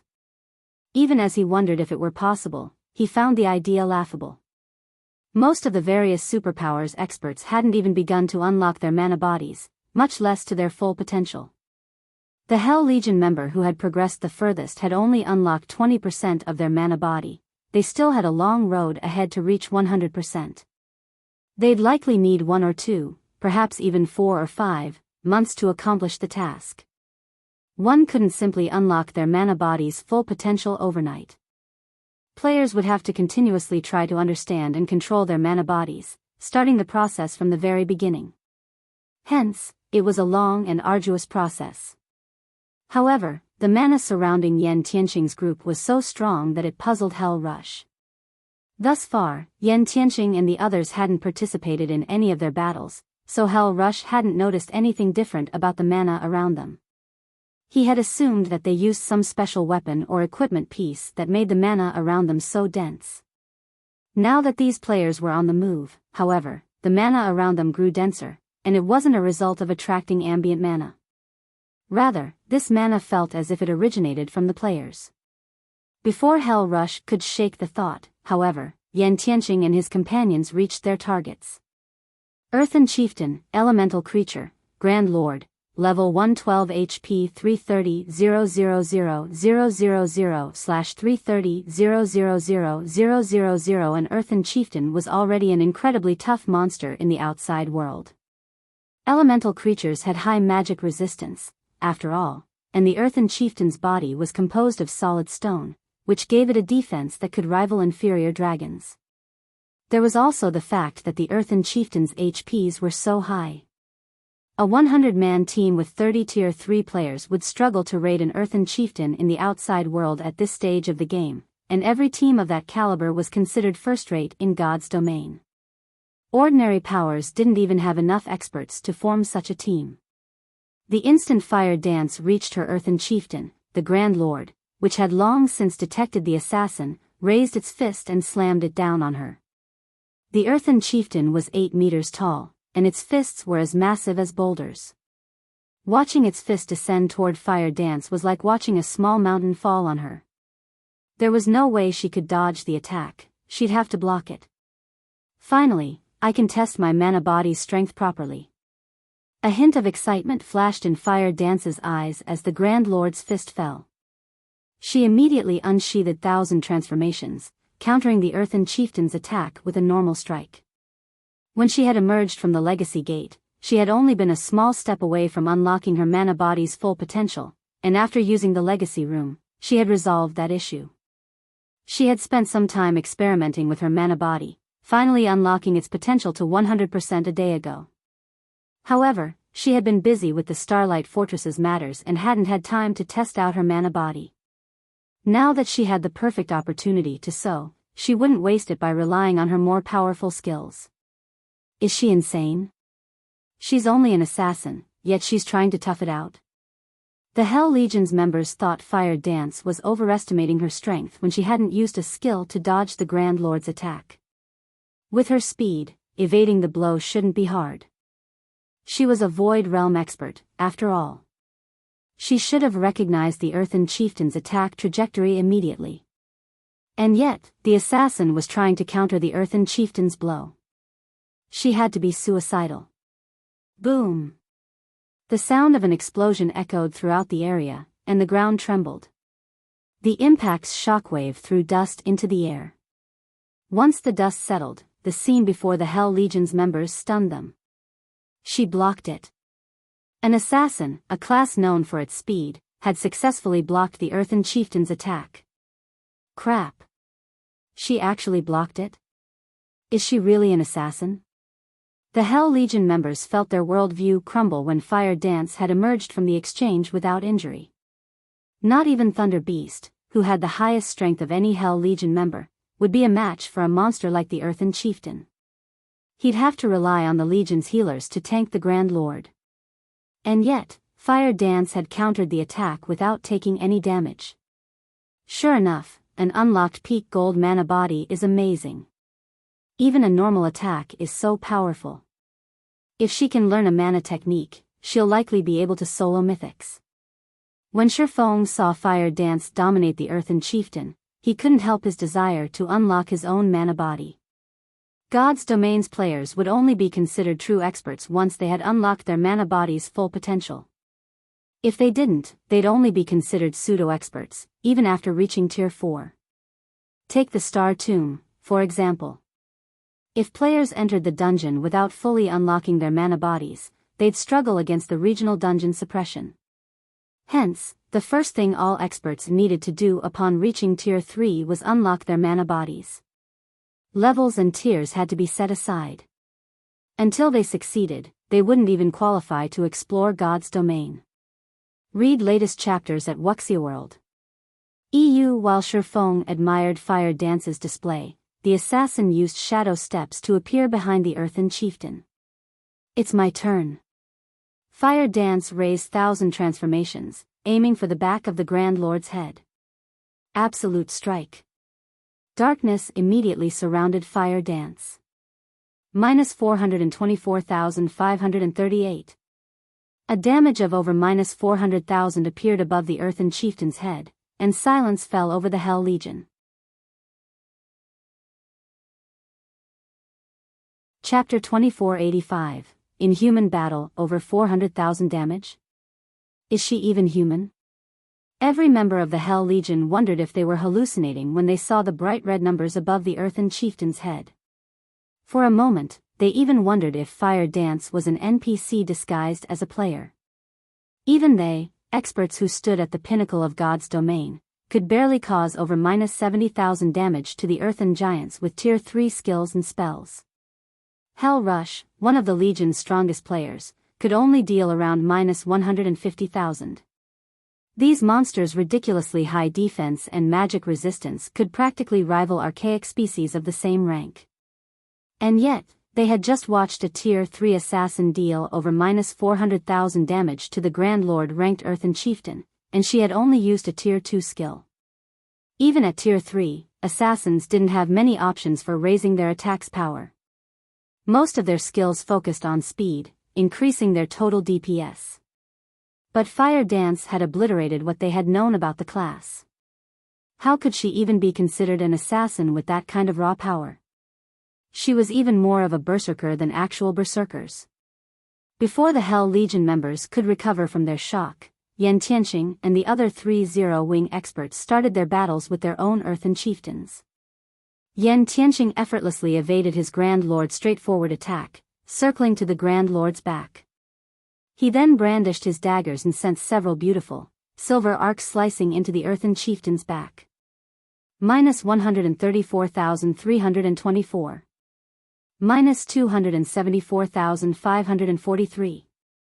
Minus 133,645. A series of damages appeared above the Earthen chieftain's head, and although each of his hits didn't deal as much damage as Fire Dance's, the total amount was frightening. Meanwhile, Aqua Rose, Violet Cloud, and Yi Luofei, all magical class players, caused an even greater commotion. As soon as Aqua Rose finished her spell's incantation, a towering tidal wave manifested before her, devouring the Earthen chieftain and several dozen Earthen giants nearby. In one move, Aqua Rose heavily injured the Earthen giants and Earthen chieftain, which boasted high magic resistance. She also dealt over 1,000,000 damage to each of them. Meanwhile, Yi Luofei summoned 5 flaming meteors, casting them down on her Earthen chieftain. 1, 2, 3 meteors. As each meteor struck the ground, the dungeon's first floor trembled violently. By the time all 5 had landed, they had created a crater that was over 100 meters wide and 10 meters deep around the Grand Lord. Of the 3 Earthen chieftains that faced these magical class players, however, Violet Cloud's target was in the worst state. 300 shadow blades danced around the Grand Lord, each with enough force to make the monster stumble. When all 300 attacked as one, the outcome could only be described as a tragedy. How does Zero-Wing have so many monstrous players? At this point, every member of the Hell Legion believed that Yan Tianqing's party could slay the 5 Earthen chieftains, let alone keep them distracted. They only might need some time to defeat the monsters. Even so, their combat power was astonishing. The 5 Zero-Wing experts single-handedly suppressed the Star Tomb's Grand Lords, and not one of them was an MT guild leader. Black Flame, have they fully unlocked their mana bodies? Hell Rush could not help but ask as he watched Fire Dance and the others fight. He couldn't think of any other reason that would allow those 5 players to display such incredible speed and power. Not even the various super guilds experts had unlocked their mana bodies' full potential. All of them were still exploring. It hadn't been long since these experts had reached Tier 3, after all. They have. All 5 have reached 100% of their mana body's potential, Shifeng confirmed with a nod. He had no intention of hiding the fact, nor could he. He couldn't explain away the strength Yan Tianqing and the other four displayed as higher basic attributes. Even if they had double or triple their basic attributes, they wouldn't exhibit such impressive combat power. Players could only accomplish this feat by unlocking their mana body's full potential. It was a pity that Shadow Sword, Cola, Turtledove, and Alluring Summer hadn't progressed this far yet. Even Alluring Summer had only unlocked 98% of her potential. If she had been able to bridge that final gap, their team would have had a much easier time exploring the Star Tomb. All 5 of them have fully unlocked their mana bodies? Hell Rush and the vice commanders around him gasped when they heard Shifeng's answer. They had suspected this might be the case, but they couldn't help their astonishment when Shifeng had confirmed it. Even the strongest player in Netherworld Empire had only unlocked 20% of their mana body's potential. They'd still need another month or 2 to reach 100%. They would still need at least 1 or 2 months to reach 100% potential. Yet, Zero Wing, a guild that had started from nothing in God's domain and wasn't supported by any major corporation, had nurtured 5 experts with fully unlocked mana bodies. It was unbelievable. Would you be willing to offer some guidance regarding mana bodies, Guild Leader Black Flame? If you are, I can represent my guild in offering to garrison 50,000 experts in the Starlight Fortress long-term. Netherworld Empire will also supply Zero Wing with various rare materials from the Western continent, Hell Rush proposed, trying to contain his excitement. Everyone's mana body was different, and players would gain very little from others' experiences, but the fact that Zero Wing had nurtured 5 experts with fully unlocked mana bodies proved that it could help players accomplish the feat. Anyone that said otherwise was either lying or a fool. Players would see huge differences in their accomplishments, depending on how soon they unlocked their mana body's potential. The difference between the combat power Zero Wing's members displayed and that of the Hell Legion made that much obvious. After Hell Rush presented his offer and request, the rest of his comrades grew restless, watching Shifeng. They all wanted to hear his answer. Before this, they hadn't realized how effective a fully unlocked mana body would be on one's combat power, but after seeing Yan Tianqing and his companion's performance, they were sure of one thing. Tier 3 players that hadn't unlocked their mana bodies were pests in comparison. Many of the Hell Legion's members had just as high combat standards as Fire Dance and the others, but if they had to fight any of those 5 players, they'd refuse. The difference between their overall combat power was like the difference between heaven and earth. They even suspected that Fire Dance and her party could take on 30 Hell Legion members simultaneously. Read latest chapters at Wuxia World. The more Hell Legion's experts thought about it, the more restless they became. Rather than their earlier prideful attitude, they all watched Shifeng with anticipation and hunger. Weapons and equipment were secondary concerns for experts like them. Their individual strength was far more important. In fact, they had joined their guild in the pursuit of greater strength. Don't worry about the 50,000 experts, Shifeng dismissed the offer. He could not help but shake his head and chuckle when he saw everyone's eager looks. Offering guidance for unlocking your mana bodies isn't necessarily impossible, but in exchange, I'd like Netherworld Empire to help me with another matter. In exchange, I will offer some advice. Although I cannot help all of you unlock your mana body's full potential in a short time, I can help you complete the task with a little more speed. Hell Rush had to calm his heart again when Shifeng had agreed. He responded immediately, Guild Leader Black Flame, please, state your demands. If I have the authority to agree to them, I can do so on my guild's behalf. It's very simple. I need 1 month. I want Hell Legion under my command for 1 full month. Shifeng raised a finger and swept his gaze across the Hell Legion members.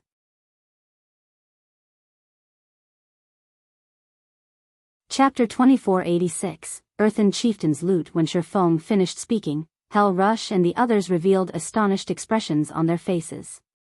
You want to employ us for a month? Hell Rush could not help hesitating upon hearing Shifeng's demand. Had the swordsman asked for financial assistance, he could have easily approved the request with his authority. However, hiring the entire Hell Legion for 1 whole month was a different story. The Hell Legion was one of Netherworld Empire's trump card legions. The Legion's first priority was the improvement of its members' strength and level, which was why the guild would invest tons of resources in the Legion. It might be fine if Shifeng wished to employ the Hell Legion for 1 or 2 days, but an employment period of 1 whole month was something else altogether. A month might not be particularly long, but it wasn't particularly short either. Netherworld Empire might be willing to use money and resources to exchange for the improvement of its members' combat power, but not a large amount of its trump card legion's time. After all, the reason behind Netherworld's considerable investment of resources in the development of its members was to buy time for itself. To be precise, it was to save time and gain an advantage over their competitors. Selling the time of one of its trump card legions would be akin to putting the cart before the horse. Moreover, the Hell Legion had plenty of tasks it needed to handle. If it operated under Shifeng for a month, these tasks would have to be set aside. You can rest assured that during this 1 month, your level won't fall behind others in the slightest. In fact, your equipment standard won't fall behind either. You'll also be free to do whatever you want for most of this 1 month. I will only need your help during certain times, Shifeng said, chuckling when he saw the hesitation on Hell Rush's face. Most importantly, you will get to receive guidance on how to unlock your mana bodies ahead of everyone else. I can guarantee that all of you will unlock your mana bodies within this 1 month. Shifeng understood Hell Rush's concerns. After all, the Hell Legion was Netherworld Empire's strongest trump card legion. Although the Great Super Guild invested the best resources it had in the Legion, that did not mean the Legion would automatically grow stronger. The Legion still had to cherish every second available to improve itself so that it could compete and surpass the teams and legions of other superpowers. No guild would be willing to let its strongest legion waste 1 whole month working for someone else, even in exchange for the method to accelerate the process of unlocking one's mana body. I'm afraid I don't have the authority to decide on this matter. I need to report this to my superiors first and leave the decision to them, Hell Rush said. Although Shifeng's words were tempting, he still shook his head and did not give a definitive answer. The Hell Legion was Netherworld Empire's trump card legion. The resources Netherworld Empire could obtain and invest in the Hell Legion were not something Shifeng could possibly get his hands on. Moreover, Netherworld Empire might not have any methods to accelerate the unlocking process of a player's mana body now, but that might not be the case a few days later. If the Great Super Guild happened to come across such a method soon after signing a contract with Shifeng, the Hell Legion would waste 1 month of its time for nothing. With the Hell Legion's capabilities, the opportunities it stood to lose out on from 1 month's idleness were massive. All right. I'm not in a hurry to settle this deal. You can think it over once you return, Shifeng said, not the slightest bit surprised by Hell Rush's reply. After all, this was no longer a decision Hell Rush could make as the Hell Legion's commander. Only Netherworld Empire's guild leader and grand elders could. Thank you for your understanding, guild leader Black Flame. We will give you a reply as soon as possible, Hell Rush said, nodding. Inwardly, though, he felt that the likelihood of his higher-ups approving this transaction was minimal. After all, a month was simply too long, especially with the number of Tier 3 players in God's domain rapidly increasing. Meanwhile, Kola, who had overheard the conversation, looked at Shifeng in confusion. Guild leader, are you really planning to let them enter the Legacy Gate? Kola asked in a quiet tone, a pained expression appearing on his face. Kola had personally experienced the Legacy Gate's benefits. It was undoubtedly the best place to improve one's mana body. However, the number of slots to enter the Legacy Gate each month were limited. Zero Wing barely had enough for itself. He felt that giving the slots to Netherworld Empire would be a huge waste. After all, a Tier 3 expert with a fully unlocked mana body brought plenty of advantages. Moreover, letting the Hell Legion use the Legacy Gate would expose the Starlight Fortress's true value. Although the Hell Legion indeed possessed a lot of Tier 3 experts, Zero Wing wasn't weak either. Zero Wing might not be capable of producing 300 Tier 3 experts in the next 10 or 15 days, but producing up to 200 Tier 3 experts should be no problem. By then, Zero Wing should also have a few more experts that had fully unlocked their mana bodies. Emichim. I have an important use for the Hell Legion's experts, Shifeng said, nodding. An important use? Shifeng's words confused Kola. He simply couldn't understand what Shifeng would need the Hell Legion for. In terms of combat power, the Hell Legion's experts were far inferior to Fire Dance's group of 5. In fact, the 5 could beat up the entire Hell Legion handily. At best, the Hell Legion would be useful for raiding dungeons. Fire Dance and the others are indeed very strong after unlocking their mana bodies, but there are many things that cannot be solved with just a handful of players, Shifeng said, chuckling at the look of disdain Kola was giving the Hell Legion. Fire Dance's group of 5 might be capable of suppressing the Hell Legion now, but once the Hell Legion's members fully unlocked their mana bodies as well, Fire Dance's 5 wouldn't even be able to flee for their lives. Moreover, the Hell Legion's Tier 3 experts fully unlocking their mana bodies was only a matter of time. Meanwhile, what Shifeng needed was the Hell Legion with its members' mana bodies fully unlocked. Although the Silver Divine Dragon was already his companion, that was only temporary. He still had to complete Auerbach's trial within 4 months to make the contract permanent. Auerbach's trial was no trivial matter. He needed to raise his strength as quickly as possible in order to clear it. Meanwhile, of the methods he could think of to boost his strength, the best one was to complete Solomon's sword. However, the locations of the remaining fragments of Solomon's sword were simply too dangerous. The risk of failure was incredibly high if he went to these locations by himself, and even if Fire Dance and the others accompanied him. Hence, he needed the help of the Hell Legion. Moreover, after obtaining the Hell Legion's help, Zero Wing would no longer have to fear the various superpowers on the eastern continent. It could clash with them head-on and contest for the truly important resource points. Zero Wing would not have to rely on just a handful of guild towns and cities to secure resources, which would, in turn, prevent the superpowers from easily suppressing its resource income. Currently, the main source of weapons and equipment was still monsters. However, this would shift to lifestyle players as players reached ever higher levels. If Zero Wing did not secure the necessary resource points early on, with the guild's current scale of development, the various superpowers would eventually rip it to shreds. By the time Shifeng and Kola's conversation was over, Fire Dance and the others had lured the 5 Earthen Chieftains away from the main group of monsters. Upon seeing this, Hell Rush immediately led his team into action and started clearing out the weaker Earthen Giants. As the Earthen Chieftains were gone, the strongest monsters before the tunnel were merely level 112 Great Lords. For the Hell Legion members, whose basic attributes rivaled those of Great Lords and even Grand Lords of the same level, these monsters were a piece of cake. The only inconvenience was their reduced mobility, which slowed their clearing speed by a significant margin. However, with Fire Dance and the others occupying the Earthen Chieftains, the Hell Legion did not face much pressure during battle. The Legion systematically defeated the Earthen Giants, chipping away at their numbers. Roughly 2 hours later, all of the Earthen Giants blocking the tunnel had fallen. Only the 5 Earthen Chieftains remained standing. At this moment, however, each of the Earthen Giants had less than 70% of their HPs remaining. The Hell Legion members could not help but gulp audibly at the sight. Although they knew that Fire Dance and the others could solo the Earthen Giants, they still could not believe their eyes when they saw that each of the Earthen Giants had lost so much HP already. Alright, quickly get rid of these Earthen Giants. Shifeng commanded when he noticed the Hell Legion members staring dazedly at Fire Dance's group. Others might not be aware of the condition of Fire Dance's group, but Shifeng was. Fire Dance and the others might have burned a considerable portion of the Earthen Chieftains' HP already, but they had also expended a significant amount of stamina.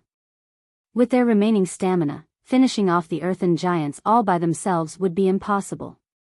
Ultimately, a group was still necessary to defeat monsters like the Earthen Giants. Otherwise, he wouldn't have bothered hiring the Hell Legion at all.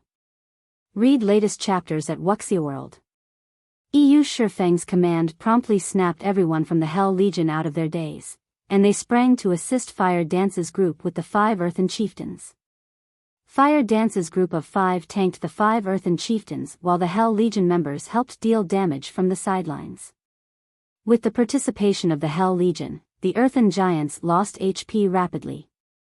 In the end, all 5 Earthen Giants fell within 30 minutes. The Hell Legion members had a much easier time with the Grand Lord ranked Earthen Chieftains than with the Great Lord ranked Earthen Giants. When all 5 Earthen Giants collapsed simultaneously, the players' experience bars started filling up rapidly. The amount of EXP the Earthen Giants awarded was much more bountiful than that of Grand Lords of the same level in the outside world. In just 3 seconds, their experience bars had increased by 15%, far more EXP than they normally would gain after grinding for half a day. Moreover, after the 5 Earthen Chieftains died, they had dropped several dozen items. The abundance of their loot surpassed even that of mythic monsters in the outside world. For a moment, everyone from the Hell Legion was stupefied by this scene.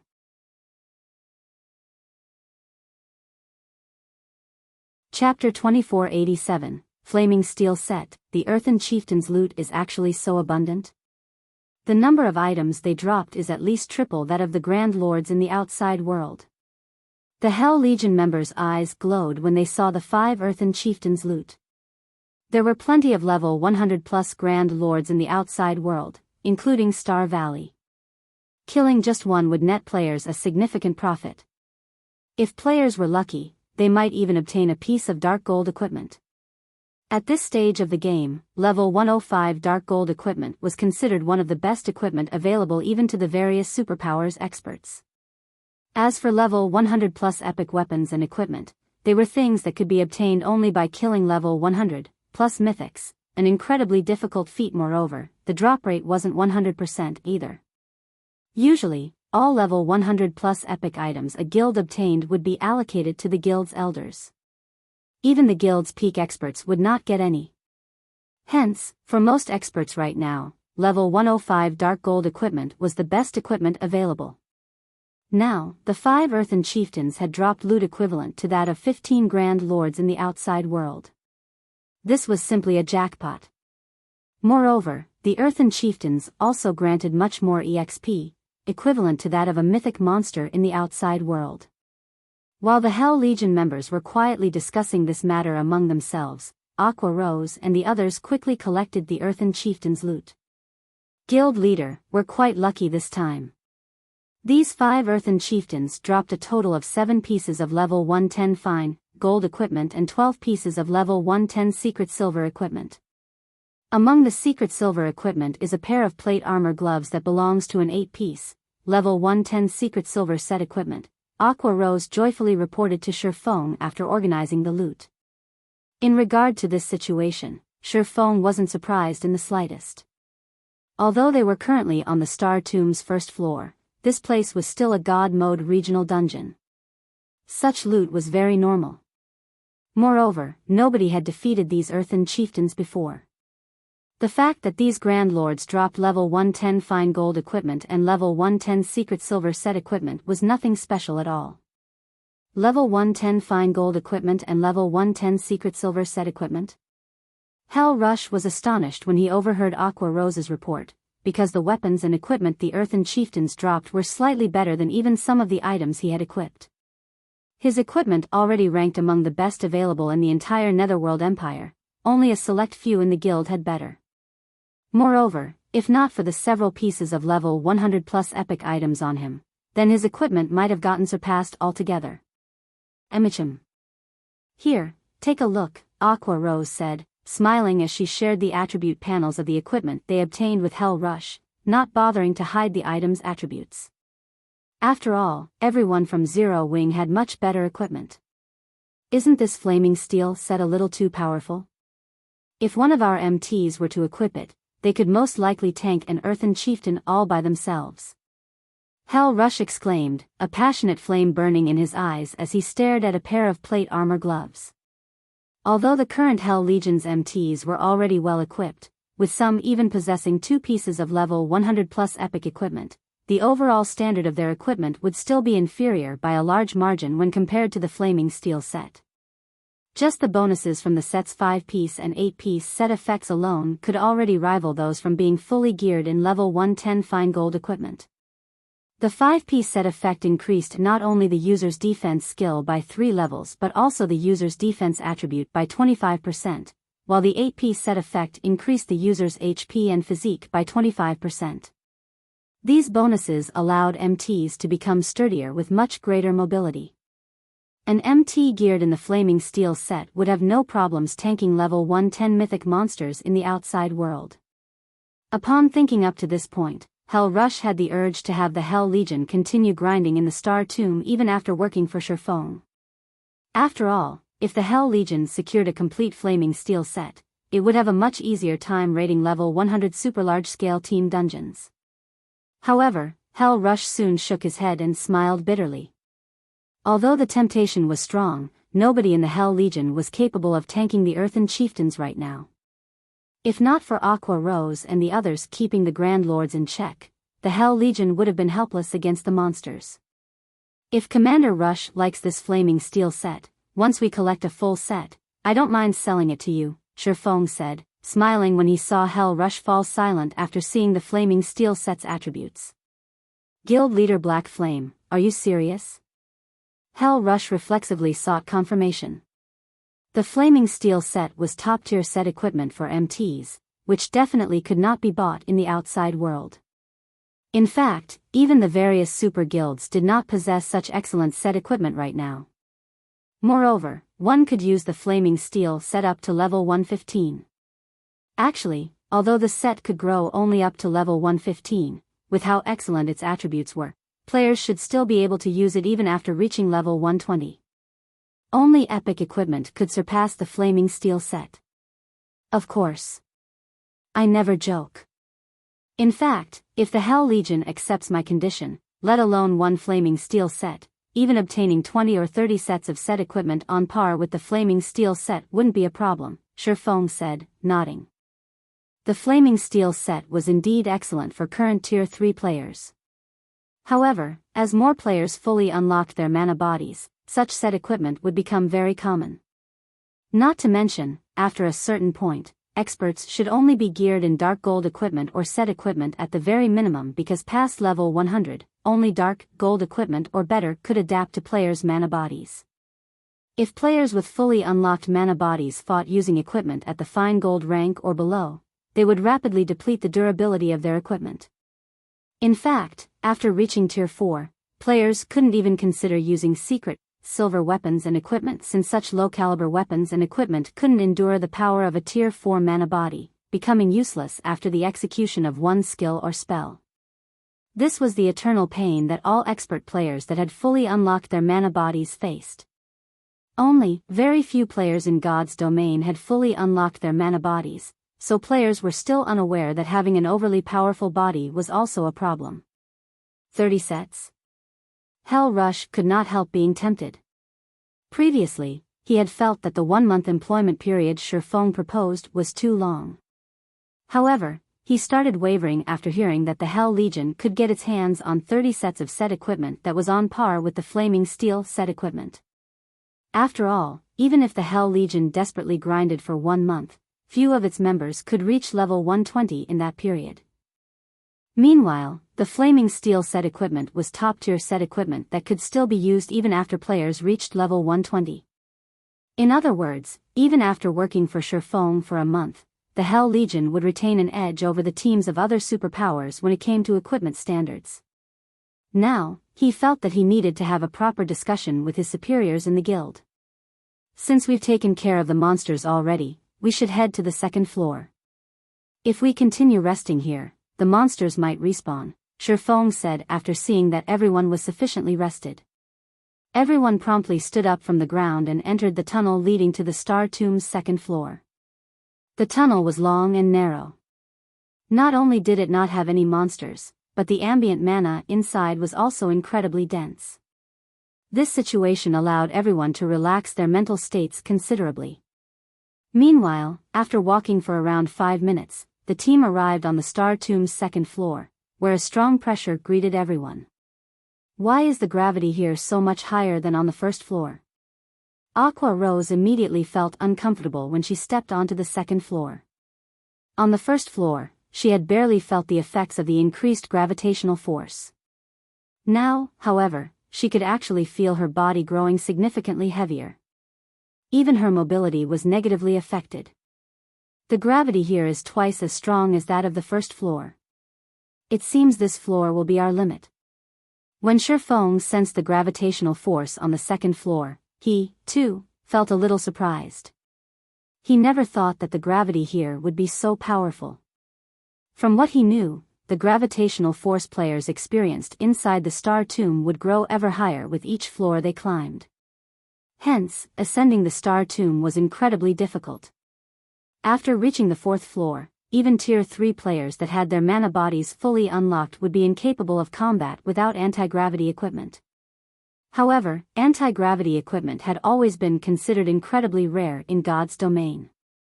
In fact, lifestyle players couldn't produce it, as its creation involved ancient technology. Following which, Shifeng and the others started clearing out the monsters outside the tunnel's exit. Although the gravitational force on the second floor had doubled, the monster's strength and levels had barely increased. The only obvious difference was the larger number of Great Lord-ranked Earthen giants in each group of monsters. However, this change did not affect Shifeng and the others at all. Moreover, to everyone's surprise, the monsters here granted at least 3 times more EXP than the monsters found on the first floor. As a result, everyone's leveling speed was now at least 50% faster than if they grinded in the outside world. In addition, the loot the monsters dropped was also much better. Even the Great Lord-ranked Earthen giants occasionally dropped level 110 fine gold equipment. Aside from having better loot, the Star Tomb's second floor had much thinner mana than the first floor. Hence, everyone could actually improve their control over the mana inside their mana bodies as they fought, which inspired everyone to fight much more fervently. Read latest chapters at Wuxia World. EU. In such a way, the team grinded on the second floor for 2 whole days, moving from the outer area to the inner area. Many players on the team leveled up from the abundant EXP. Unfortunately for Shifeng, as he had reached level 111 already, the amount of EXP he received from the second floor's monsters wasn't particularly abundant. Hence, he did not manage to level up. As if to rub salt in the wound, despite killing numerous Grand Lords, he still didn't obtain a Star of Light during the past 2 days of grinding, contrary to his expectations. Guild leader, I discovered an inferior legendary treasure chest over here. Fire Dance, who was scouting ahead of the team, reported excitedly through the team chat. An inferior legendary treasure chest? Shifeng was stunned when he heard Fire Dance's words. How is this possible? According to his memories, the Star Tomb shouldn't possess a single treasure chest, much less an inferior legendary treasure chest.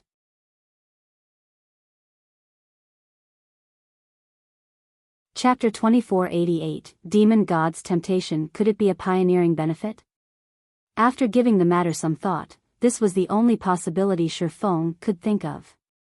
In his previous life, there was never any news of anybody discovering a treasure chest in the Star Tomb despite the many teams grinding there back then. Any treasure chest opened in the Star Tomb would definitely have caught the attention of others. However, nobody had ever seen any signs of a treasure chest being opened in the Star Tomb.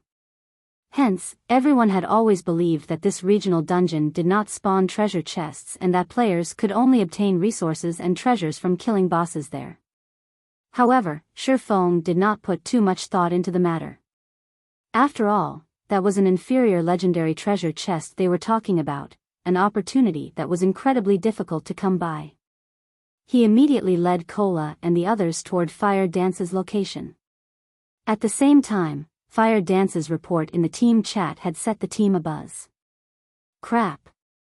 There's actually an inferior legendary treasure chest here. Zero Wing has struck gold this time. It might even get a fragmented legendary item. Only our guild leader has a fragmented legendary item currently. Zero Wing is truly lucky. The several vice commanders of the Hell Legion grew incredibly envious upon hearing about the discovery of an inferior legendary treasure chest. If not for Zero Wing being their ally, they would have most likely done everything they could to contest for it. Currently, in the opinion of most experts, epic weapons and equipment were the highest-ranked items available in God's domain, while fragmented legendary items and the like were mere rumors. After all, items of such caliber had yet to appear on the market. In fact, the majority of the various superpowers still didn't have any concrete information relating to fragmented legendary items. According to Netherworld Empire's investigations, there shouldn't be more than 10 fragmented legendary items in the hands of players right now. Moreover, only a few in the guild's upper echelon knew about this information. As for the strength of fragmented legendary items, the guild upper echelon, like themselves, had personally witnessed it before. It was not something epic weapons and equipment could hope to match. Fragmented legendary items allowed players to undergo a qualitative transformation. If they could obtain just one fragmented legendary item, they would instantly soar to the apex of God's domain. Most importantly, fragmented legendary items could be used forever, continuously growing stronger as players reached higher levels, and would never fall behind the times.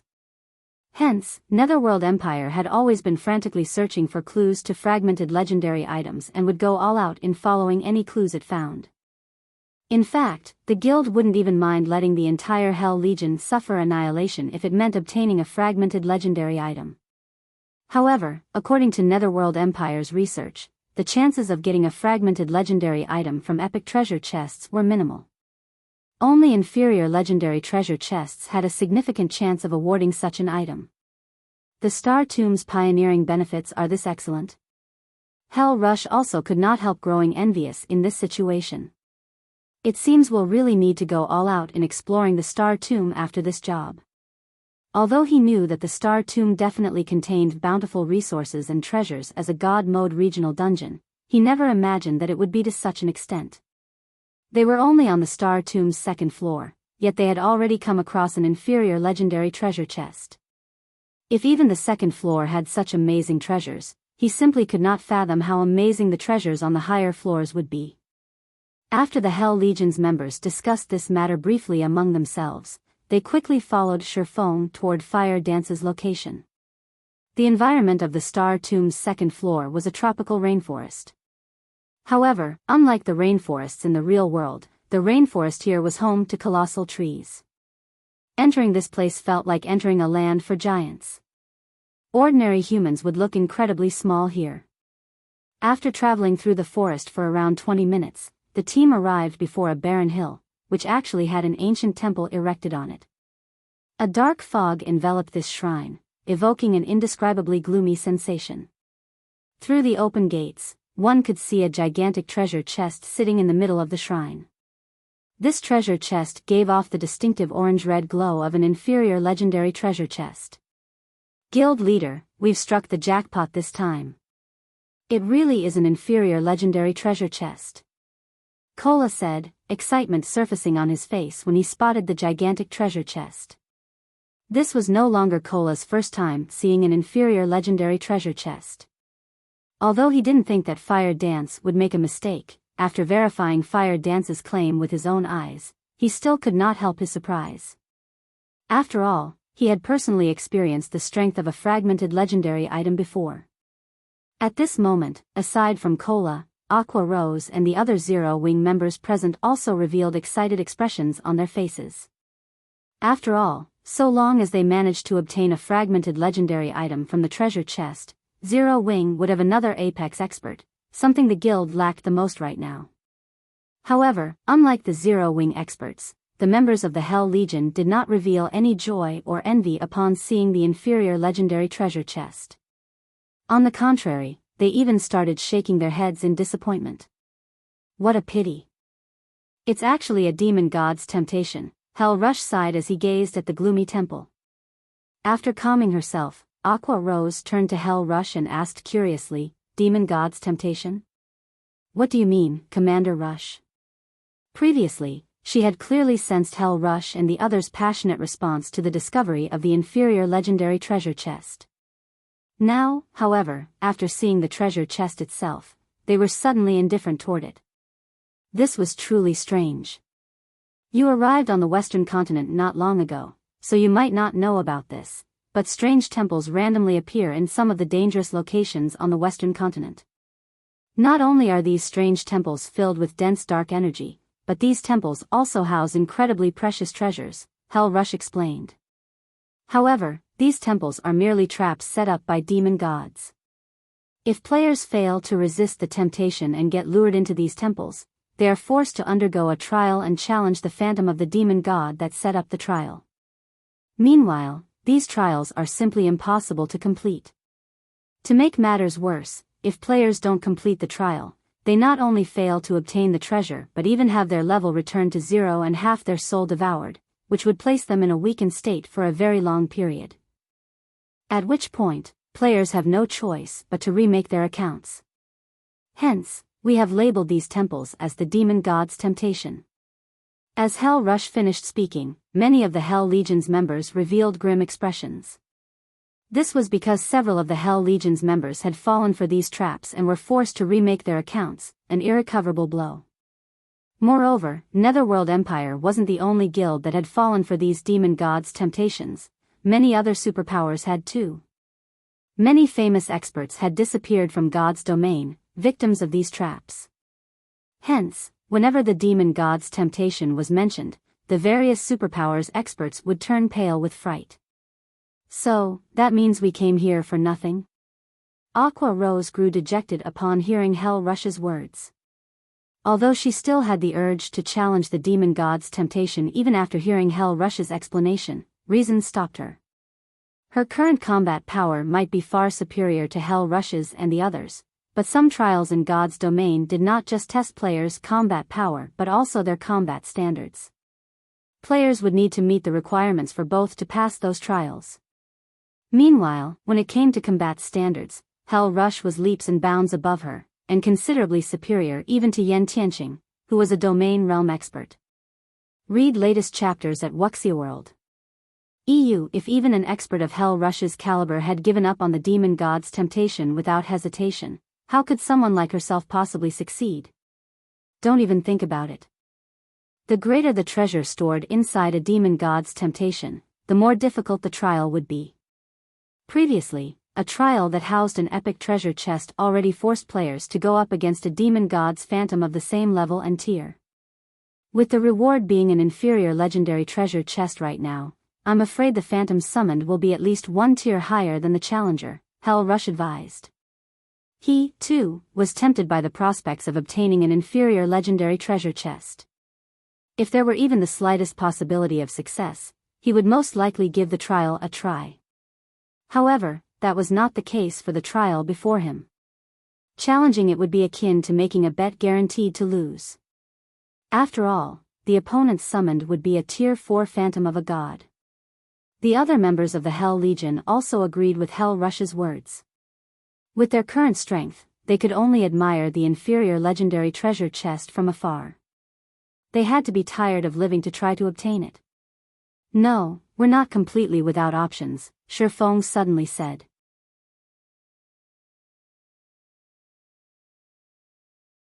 Chapter 2489, Circumventing the Rules? Hell Rush and the Hell Legion's other members gave Shifeng a strange look after he spoke up. They had already explained the demon god's temptation to the Eastern players. They hadn't expected that Shifeng would still aim to claim the inferior legendary treasure chest. Trying to take that chest would be the equivalent of trading one's life for wealth. Guild leader Black Flame, you won't be able to use your berserk skills or any magic tools once inside the temple. You'd have to face the demon god's phantom by relying on your own power. Although the phantom isn't a true demon god, a demon god did create it. It's far stronger than a hero of the same level and tier, Hell Rush explained. If you fail, you'll have to remake your account. Hell Rush could sympathize with Shifeng's desire. An inferior legendary treasure chest was just that tempting. That treasure chest had a very high chance of bestowing a fragmented legendary item to whoever opened it. But, Shifeng didn't know how powerful a demon god's phantom was. Hell Rush might have considered the task of obtaining the chest, too, if he hadn't seen a demon god's phantom for himself, but he had. The Hell Legion's members nodded in agreement with their commander. They acknowledged Shifeng for his strength, but the man wasn't powerful enough to challenge a demon god's phantom and survive. Guild leader? Shifeng's statement even made Aqua Rose a little nervous. He hadn't even unlocked his mana body's full potential, and in the Star Tomb, he had slightly less combat power than she did. If Shifeng failed the trial, he'd take Zero Wing down with him. The man was the symbol of Zero Wing, and if he were forced to remake his account, the guild would quickly crumble. You misunderstand. I have no intention of challenging the demon god's phantom directly, Shifeng explained, noticing his comrade's anxious expressions. I'm just saying that obtaining that treasure chest is possible. Obtaining the treasure chest without challenging the demon god's phantom? Hell Rush gave Shifeng a confused look. He thought the man must be joking. Once players entered the temple, they couldn't leave until the trial until they completed it. If Shifeng didn't defeat the demon god's phantom, how would he claim the treasure chest? Yes, though it will be somewhat difficult, Shifeng answered, nodding. He then turned to Aqua Rose and said, set up a starlight gathering magic array around the temple. Then, I want you to stand guard and prevent any monsters from approaching. Shifeng knew far more about the ancient gods and their phantoms than anyone in God's domain. Not even a dragon of the same tier would approach an area guarded by an ancient god's phantom. The phantom's strength was on par with that of a divine dragon. As he was now, he wouldn't last 3 or 4 hits against a demon god's phantom of the same tier, much less against a phantom that was 1 tier higher. While he might not be able to defeat a demon god's phantom, however, obtaining that treasure chest was a different story.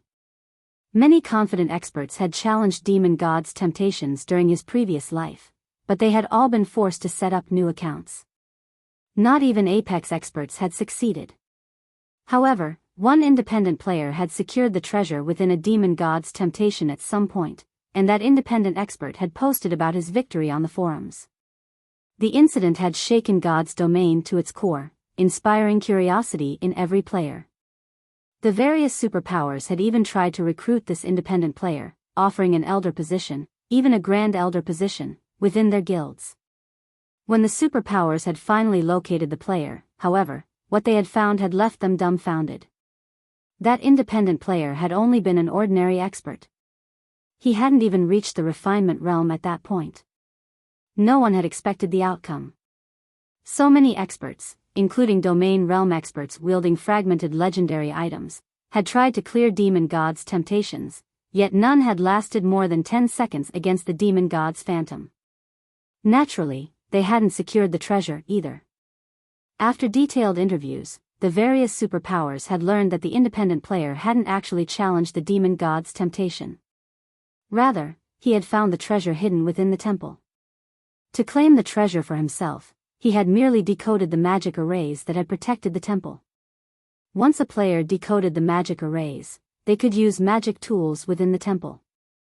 This made it possible to pin down the demon god's temple long enough to flee with the treasure.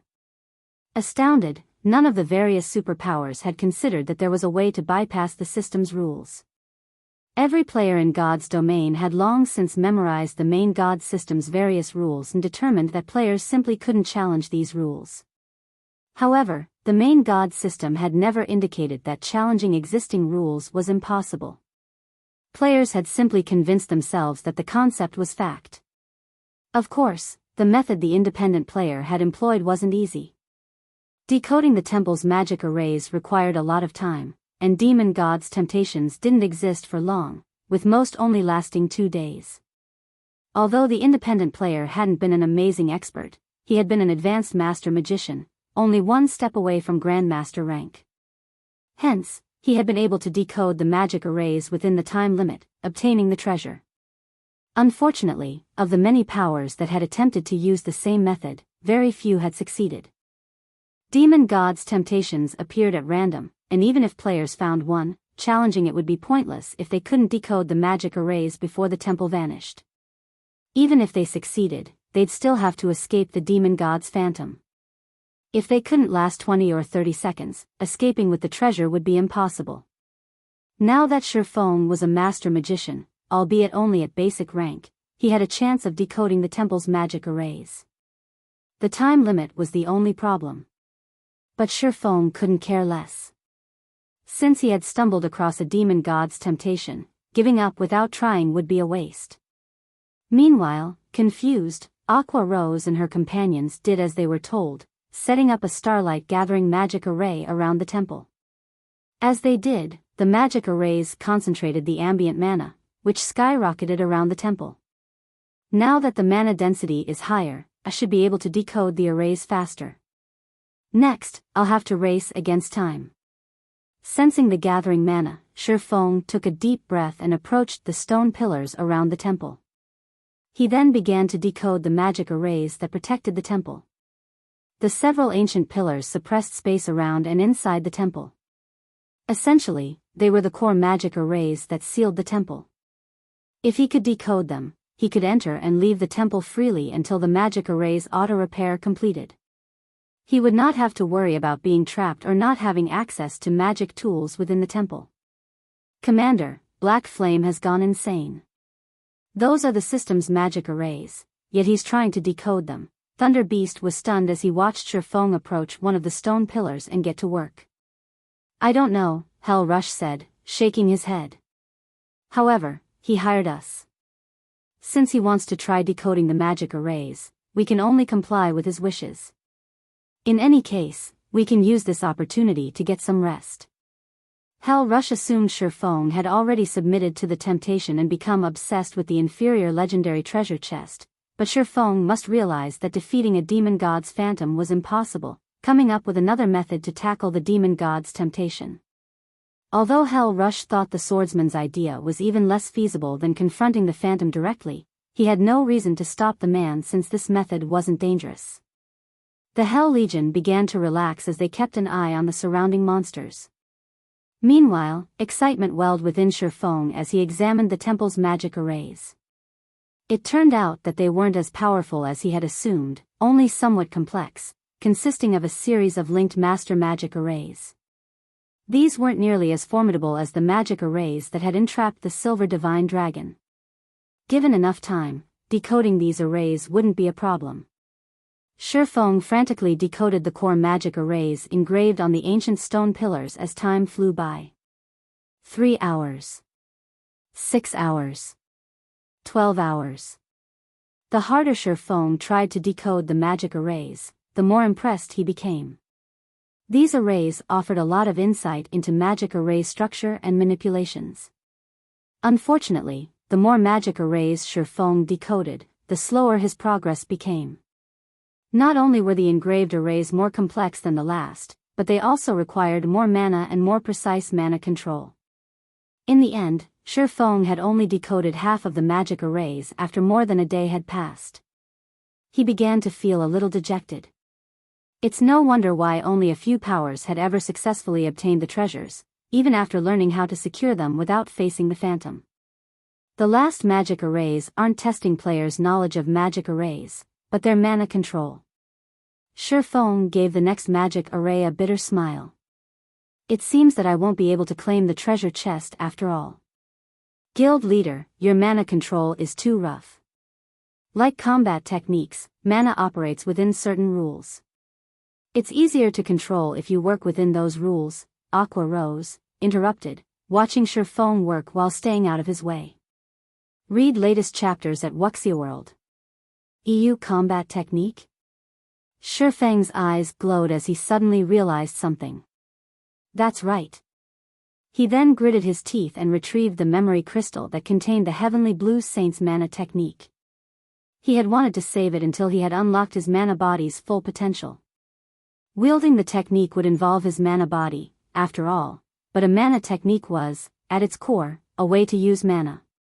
Even if he couldn't execute Eliade's mana technique just yet, learning it should grant him a boost to his mana control. I can only try it.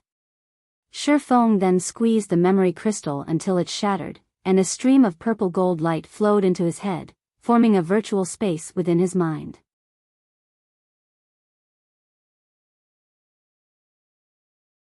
Chapter 2490, Mana Technique Legacy. So, this is a mana technique legacy?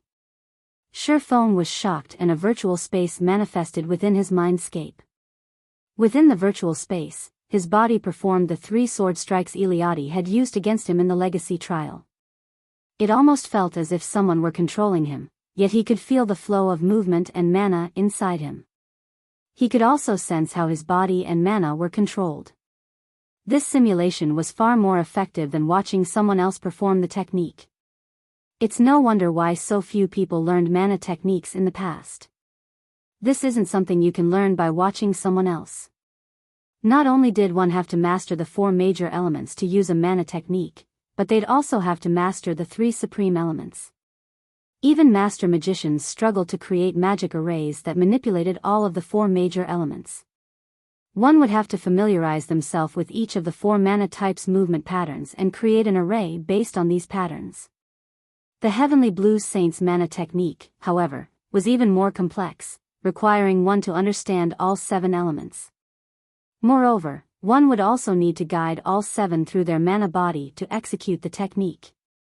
Executing the mana technique, Holy Annihilation, was many times more difficult than performing the bronze combat technique, Lightning Flash.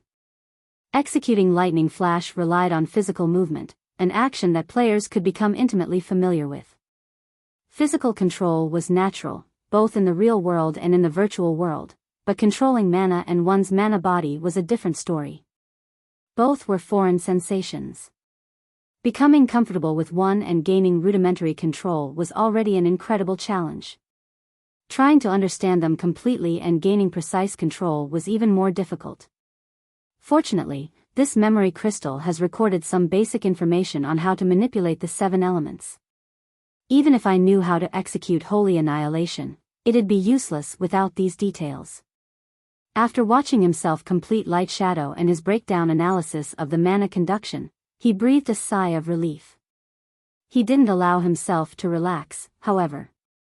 Rather, he started to focus on learning mana's basic patterns.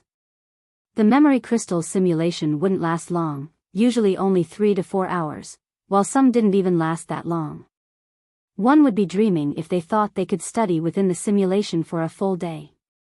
Players could only try to learn as much as possible during the limited duration. The memory crystal didn't care how successful a player was. Time passed quickly while Shifeng immersed himself in his own mindscape. 1 hour. 2 hours. From an outsider's point of view, Shifeng had sat by one of the ancient pillars to rest. He wasn't doing anything interesting. How much more time is Black Flame planning to waste, Commander? We've been in the Star Tomb for 4 days now. Are we really going to let him continue to waste our time, as well? Thunder Beast asked Hell Rush, glancing at Shifeng's motionless form by the pillar. At least they had been able to grind monsters when they had first arrived. Although they hadn't obtained any loot, the monsters had awarded an abundance of EXP. They had gained a bit more mana control during their fights on the 2nd floor. Fortunately, helping Shifeng hadn't been a complete waste. But now? They had spent over a day in this area already, just resting. Aside from killing the occasional group of earthen giants that had wandered too close to the demon god's temptation, they hadn't done a thing. All of the various superpowers experts were frantically grinding and leveling right now, yet the Hell Legion was stuck here, doing nothing. Let's wait a little longer. We agreed to accompany Black Flame into the Star Tomb for 5 or 6 days, whether or not he finds what he's looking for. The 5th day isn't over quite yet. After the agreed-upon time, if he wants to remain, we'll retreat, Hell Rush said. He wasn't pleased about the situation either. If the Hell Legion were one of Netherworld's ordinary expert legions, this wouldn't have been a major issue, but that wasn't the case. The Hell Legion was Netherworld Empire's strongest trump-card legion. Every member was an expert among experts. They did not have a ton of time to waste with Shifeng. Black Flame is stubborn. Not even the various superpowers have found success in a demon god's temptation. What can he possibly accomplish by himself? Thunder Beast grumbled, glaring at Shifeng. When the two had finished speaking, Shifeng's eyes fluttered open, and he returned his attention to decoding the magic arrays engraved on the stone pillar before him. This time, the magic arrays were much easier to decode, and the surrounding mana began to gather around Shifeng. What did he do? Thunder Beast was shocked to feel more and more mana gather around Shifeng. The mana became so dense that it actually became visible. The layer of mist that had formed around Shifeng was incredibly thin, and one could miss it if they weren't paying attention, but there were so few locations in God's domain that had dense enough mana for it to condense in such a way.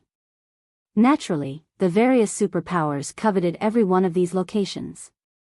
His mana control has improved. Hell Rush couldn't believe his eyes. And it's improved quite a bit. You can actually attract so much mana with better mana control? Thunder Beast gave his commander a skeptical look. With enough control, it is possible. I've met a Tier 4 magical class NPC that gathered a ridiculous amount of mana just by manipulating the mana around him. He hadn't even used any skills or spells, the female elementalist beside Hell Rush contributed. Black Flame is just a swordsman, how can he have so much control over mana? Thunder Beast glanced at Shifeng again, astonished. Matching a Tier 4 magical class NPC's mana control should be impossible for players at this stage of the game, yet not only had Shifeng accomplished the feat as a Tier 3 player, but he had done so as a non-magical melee class, as well.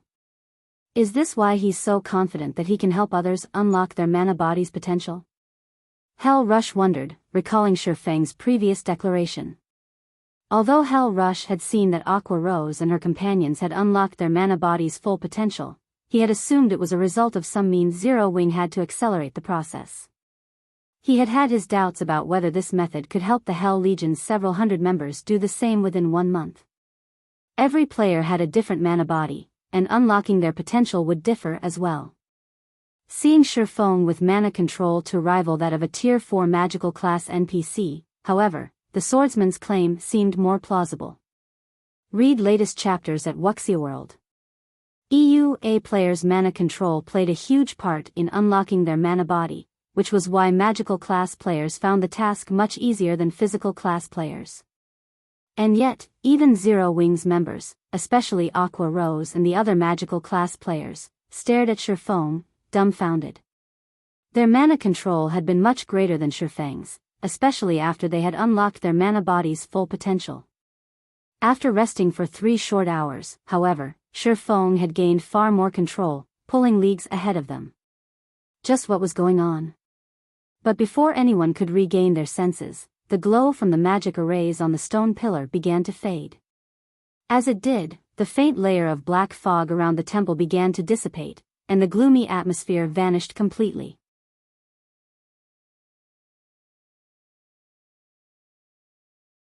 Chapter 2491, Basic Mana Control, he decoded it? Something like this is actually breakable? As the black fog disappeared, silence fell over the group of players as they stared at Shifeng in astonishment. They were 100 times more shocked than when the mana density around Shifeng had increased due to his mana control. The demon god's temptation temples had survived since ancient times, and the main god system had set the rules that governed them. Players had no choice but to follow these rules if they wished to complete the demon god's temptation. Not even the various superpowers could manage to get around these rules. None of God's domain's players would even dream of breaking these rules, since they had already accepted the main god system's rules as an integral part of their lives. However, Shifeng hadn't just refused to follow these rules. He actually broke them. He had shaken their very understanding of God's domain. He succeeded? How is this possible? Thunder Beast stared at Shifeng in shock. He could hardly believe what was happening, yet with the results of Shifeng's efforts before him, he couldn't deny it. Is he really a player? Thunder Beast began to suspect that Shifeng wasn't actually another player, but an NPC in disguise. First, Shifeng had displayed mana control that rivaled Tier 4 magical class NPCs. Then, he had successfully decoded the magic arrays that sealed the temple. Neither feat should be possible for current players. It's no wonder why Divine Tribe was willing to work with him, even without demanding some of the Starlight Fortress's shares and going as far as to station so many of its members in the fortress. Is this his true trump card? Hell Rush could not help his bitter smile as he watched the magic arrays around the temple lose power. Hell Rush had assumed Zero Wing had gotten extremely lucky to obtain a dragon and a fortress prison after capturing the Starlight Fortress. These factors were the very reasons that the Hell Legion hadn't been able to cause trouble for the fortress. Still, he hadn't felt particularly threatened by Zero Wing's small group. The guild's foundations in the west were pathetically weak, even with 5 experts that had unlocked their mana body's full potential. A handful of players wasn't enough to influence a guild standing in the overall competition between God's Domain's many guilds, especially in the competition between the various superpowers. The various superpowers might not have the strength to take the Starlight Fortress now, but they could rely on another method, stealing the Fortress Lord's token. Although the Fortress Lord's token was heavily guarded, it couldn't be removed from the fortress. Normally, the ruling individual could only store the token in the Fortress Lord's mansion behind heavy security. All the various superpowers needed to do was send enough experts to siege the Starlight Fortress and its Fortress Lord's mansion. Not even a dragon could stop an army of hundreds of thousands or millions of experts. Furthermore, the various superpowers had tools they could use to pin the dragon down for a short time. Stealing the fortress from Zero Wing was entirely possible. It would be costly, but as long as the superpowers were willing to cooperate, they could accomplish the feat. Seeing the swordsman before him now, however, Hell Rush doubted that even the various superpowers' combined forces would be able to take the Starlight Fortress from this man. With Shifang's mana control and knowledge of magic arrays, no player could threaten his hold on the fortress at this stage of the game. God's Domain's automatic magic arrays and those under a player's control had different effects. The various superpowers had conducted their own secret experiments to test this concept. Unfortunately, controlling a city's defensive magic array was incredibly difficult. Not only did players need sufficient understanding of magic arrays, but they also needed sufficient mana control. This was why NPC cities were so difficult to capture. Ordinary players might assume that major NPC cities' defensive magic arrays were simply stronger than those in guild cities, but that wasn't truly the case. The defensive magic arrays in NPC cities were only slightly stronger than those in guild cities, but because NPC cities were guarded by Tier 4 NPCs, there were NPCs that were responsible for manipulating the city's defensive magic array. These NPCs would strengthen the array until the barrier could even withstand Tier 5 NPCs' attacks for a long time. If the Starlight Fortress had someone to control its defensive magic array, what chance did the various superpowers have to break through it? While the Hell Legion's members were confused and stunned, excitement overwhelmed Shifang. Thank goodness, I made it. After 3 hours of desperate study, he had finally grasped the profound concepts of the 7 elements. He still couldn't execute any of Holy Annihilation's 3 moves, but he now had basic mana control. He could now draw master magic arrays based on the 4 major elements' movement patterns. Normally, only Tier 3 magical class NPCs could perform the task. He was still far from having the mana control to rival Tier 4 magical class NPCs. To reach that standard, he'd have to draw simple magic arrays with the 3 supreme elements. Once one could do so, they'd be able to create their own mana domains, which were far more powerful than using a skill or spell to form a domain. Even so, Shifang was satisfied with his progress. Only a small number of the Tier 6 mage gods from his previous life had reached this standard at Tier 3. Most had only made so much progress after reaching Tier 4. Fortunately, he only needed to possess basic mana control to decode the magic arrays protecting the temple. As an additional bonus, he was now on the brink of becoming an intermediate master magician thanks to the Holy Annihilation legacy. Decoding these arrays proved far easier than it had been, and he completed the task in no time. His success also excited Aqua Rose and the other Zero Wing experts. Now that the magic arrays had been decoded, they had a chance of claiming the temple's inferior legendary treasure chest. If they could get their hands on that treasure chest, Zero Wing might gain another fragmented legendary item, which meant the guild could gain another apex expert. Before Aqua Rose and her companions could celebrate, however, a 7-meter-tall figure in pitch-black armor and wearing a horned helmet appeared within the temple. This figure also wielded a pitch-black axe, ready for battle. The moment the figure appeared, the temple began to radiate an intense amount of divine might. Even Hell Rush and his legion, who stood over 300 yards away from the temple, were overwhelmed by a sense of dread. Demon God, Atlok, God's Phantom, Mythic, level 120 HP? Everyone gasped when they saw Atlok's attributes. Level 120? Even Shifeng stared at Atlok with a grim expression. NPCs weren't like players. Every 5 levels, they received a massive strength boost. A level 120 NPC's combat power was in a completely different league than that of a level 110 NPC. Right now, Atlok was even stronger than the Silver Divine Dragon, Auerbek. Are you really going in there, guild leader? Aqua Rose asked worriedly. She had been confident of their chances of securing the inferior legendary treasure chest before she had seen Atlok, but after witnessing the demon god's phantom for herself, she realized how wrong she had been. She wouldn't last more than 5 seconds against the phantom. Even from so far away, the demon god's divine might reduce her combat power by at least 30%. She'd lose even more once she was within attack range. I've already gone this far. I have to try, Shifeng said, gritting his teeth. The demon god's temptation appeared at random. One would have to be incredibly lucky to encounter one. If this demon god's temptation had only housed an epic treasure chest, he would have dismissed it without a thought, but he'd be wrought with regret if he gave up on an inferior legendary treasure chest without trying his best. Even after a decade in God's domain, fragmented legendary items had been extremely rare, and every one was a priceless treasure. Although Shifeng remembered a few clues that would lead to fragmented legendary items, whether or not he could claim them was another matter altogether. Since he had a high chance of securing a fragmented legendary item now, how could he walk away without putting up a fight?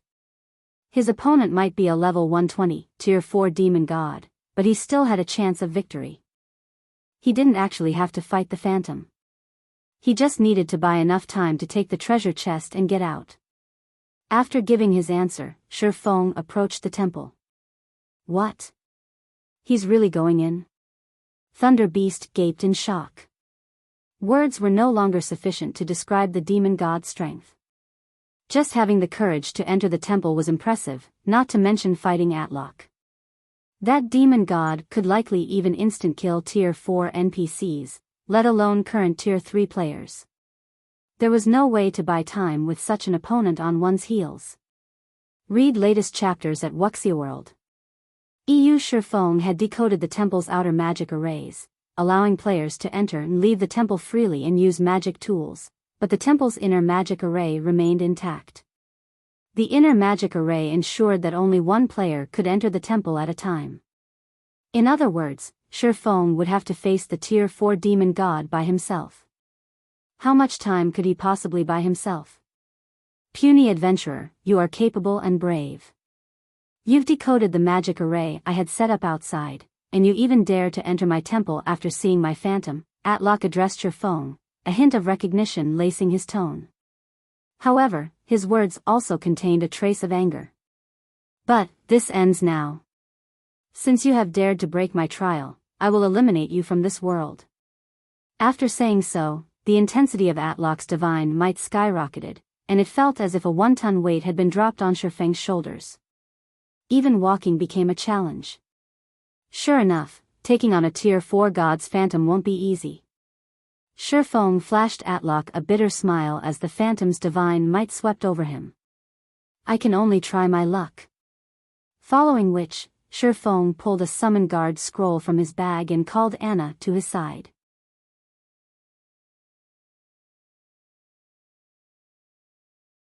Chapter 2492, Apex Battle. Now that the temple's outer magic array had been disabled, players could summon personal guards inside the temple. As Shifeng activated the summon guard scroll, a summoning array appeared before him, and as it completed, a blonde woman in luxurious crimson robes emerged. The moment this woman appeared, the mana, which had frozen due to Atlok's incredible divine might, began to relax and move. Shifeng also felt some of the pressure on him subside, making it far easier to move. What a high-leveled personal guard! Thunder Beast exclaimed when he saw Anna. Anna had already reached level 119, while the strongest personal guard in Netherworld Empire had only reached level 115. Anna was undoubtedly the highest-leveled personal guard Thunder Beast had ever seen. Although the gap only consisted of 4 levels, the amount of EXP those 4 levels required was astronomical. What is he trying to do? Is he planning on throwing away his personal guard's life as well as his own? When Hell Rush saw Shifeng summon Anna, he was sure the swordsman had gone mad.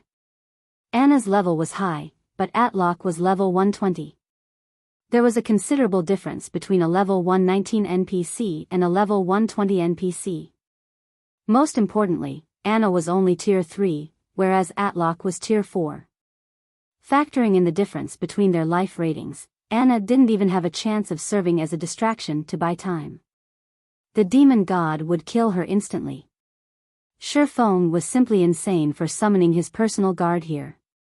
Before Hell Rush and his companions could say more, however, Anna began to chant an incantation. A gigantic, threefold magic array then appeared on the temple's ceiling, illuminating the dusky temple and surrounding area with its dazzling, golden glow. After a moment, a woman in silvery white armor with 3 pairs of pure white feathery wings slowly descended from the golden magic array. How is that possible? A tier 4 higher Valkyrie. Every member of the Hell Legion stared at the Valkyrie with wide, shocked eyes. Players on the Western continent were quite familiar with the concept of Valkyries.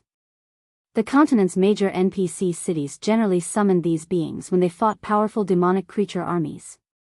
Valkyries were considered major NPC cities' trump cards. Higher Valkyries, on the other hand, had the life rating to rival dragons. They were nigh-invincible among those of the same tier. A dark dragon had once assaulted a border city in the west, and the War God's Temple's branch temple master had stepped up and summoned a higher Valkyrie to save his city. Facing both the branch temple master and his higher Valkyrie, the dark dragon had been forced to retreat. And now, Shifeng revealed that he, too, could summon a higher Valkyrie.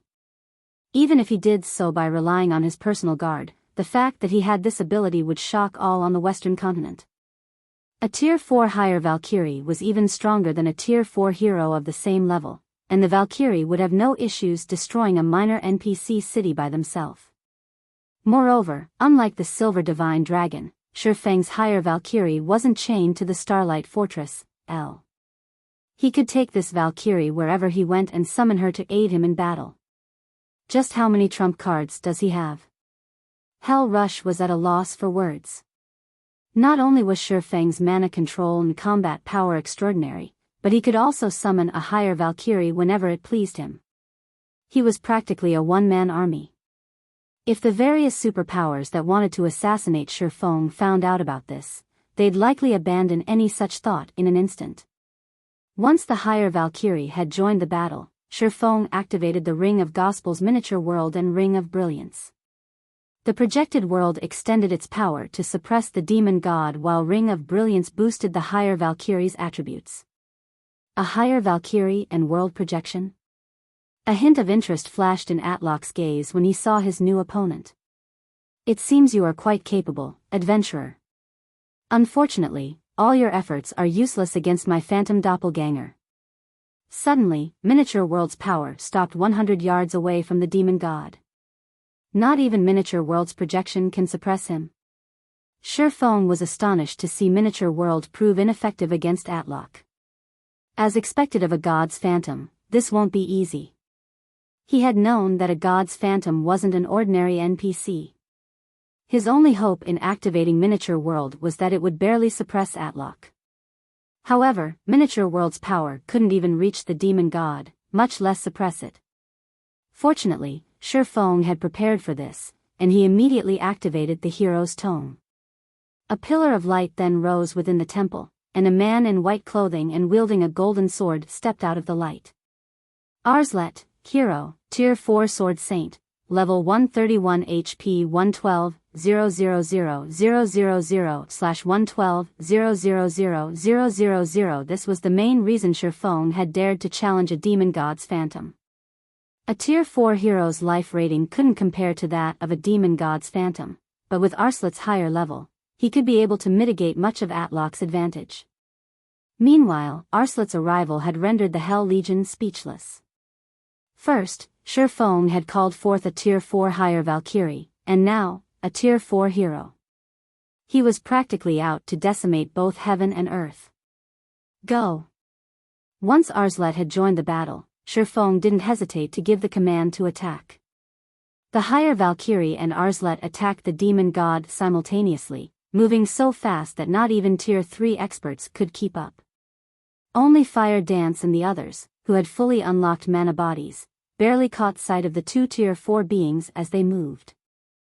While the two NPCs began their assault, Shurfong activated Heavenly Dragon's power and charged toward the inferior legendary treasure chest in the core of the temple. Normally, the combination of a Tier 4 higher Valkyrie and a Tier 4 hero would be a disaster wherever they went, but against the Tier 4 demon god's phantom, they were nothing. Short of enlisting the help of a divine dragon of the same level, stopping an ancient god's phantom would be utterly impossible. Shurfong only hoped that the two summoned NPCs could buy him as much time as possible. He didn't need a lot, 20 or 30 seconds would be enough. Treasure chests within demon gods' temptations were never locked, and inferior legendary treasure chests were no exception. Players would be able to open any treasure chest they found in a demon god's temptation, although activating the chest would still require 20 seconds. During his previous life, the first independent player to successfully loot a demon god's temptation had only succeeded because he had possessed an ancient magic crystal and the Tier 5 defensive spell it had contained. Although the ancient magic crystal had been a single-use item, the spell within had allowed the independent player to survive the 20-second activation time and retreat from the temple with the prize. If not for that Tier 5 defensive spell, the independent player would never have survived to claim the treasure, even after decoding the temple's outer magic array. Unfortunately, Shurfong didn't have a Tier 5 defensive magic scroll or any tool that could protect him from a Tier 5 being's attacks. He could only rely on the higher Valkyrie and Arslet to distract the demon god's phantom long enough for him to escape. As Shurfong slid up to the inferior legendary treasure chest, two explosions rang out behind him. Two figures had been thrown into one of the temple's walls, the higher Valkyrie and Arslet. Both bore visible wounds. Obviously, the demon god's attack had repelled them, and they had each lost a significant chunk of their HPs. The difference between the two sides' combat power was clear. This was more of a one-sided slaughter than a battle. Every player outside of the temple gaped in shock after witnessing that first strike. The two NPCs could decimate a minor NPC city on their own, yet the demon god had sent both powerhouses flying with a single attack. None of them could imagine what kind of power a player would need to clear this trial. Shurfong had already found a cheat-like loophole to tackle the demon god's temptation, allowing him to use magic tools in the battle, and yet he was still at such a despairing disadvantage. If one tackled this challenge normally, not even a Tier 5 player would survive, much less a Tier 4 player. Moreover, that was assuming the demon god's phantom would still be Tier 4. Fortunately, neither summoned being was a player. They had incredibly high HPs. Even for the demon god, killing them should take at least 20 seconds. Foolish human. You dare to steal my treasure? I will obliterate you. Atlok bellowed when he noticed Shurfong activating the inferior legendary treasure chest. A ball of silver fire then appeared in Atlok's free hand, and it grew as the seconds ticked by. After just 2 seconds, the fireball had grown to the size of a 2-story building. Once Atlok was satisfied with the size of his fireball, he hurled it at Shurfong. Shurfong felt the threat of death as the silver flames approached, and he immediately instructed the higher Valkyrie and Arslet to use their strongest moves to defend him. The higher Valkyrie responded by throwing her Spear of Thunder at the demon god, while Arslet executed a Tier 4 taboo skill, Dimensional Flurry. Boom! The temple shook violently when the attacks landed, and the silver fireball dissipated, saving Shurfong from certain death. Despicable ant, do you think your little tricks are enough to stop me? Atlok's rage grew after the higher Valkyrie and Arslet countered his fireball, and he raised his axe, swinging it at both summoned beings. Space before the demon god's phantom shattered, forming multiple spatial tiers that reached for Shifeng's summoned guards. A mana technique? The attack felt unsettlingly familiar to Shifeng. It was so similar to Eliade's third sword, Holy Annihilation. However, a Tier 4 God's Phantom had used this move, not a Tier 3 Heavenly Blue Saint. Neither the higher Valkyrie nor Arsault could counter this attack, and it sent both flying into the temple's walls once more. This time, the temple's solid walls began to crack. Both summoned beings were now heavily injured. Read latest chapters at Wuxia World. EU, foolish thief. Now it's your turn. Atlock roared, sneering as he turned toward Shifeng. Atlock then swung his axe at the swordsman, who stood over 50 yards away. Space before Shifeng started to break, and spatial tears flew toward Shifeng like a torrent of water. Realizing that the higher Valkyrie and Arsault couldn't come to his rescue this time, Shifeng gritted his teeth and activated the 7 Luminaries' Ring's absolute domain. Block it. You're tuning into the Biyao's Wuxia Chronicles YouTube channel.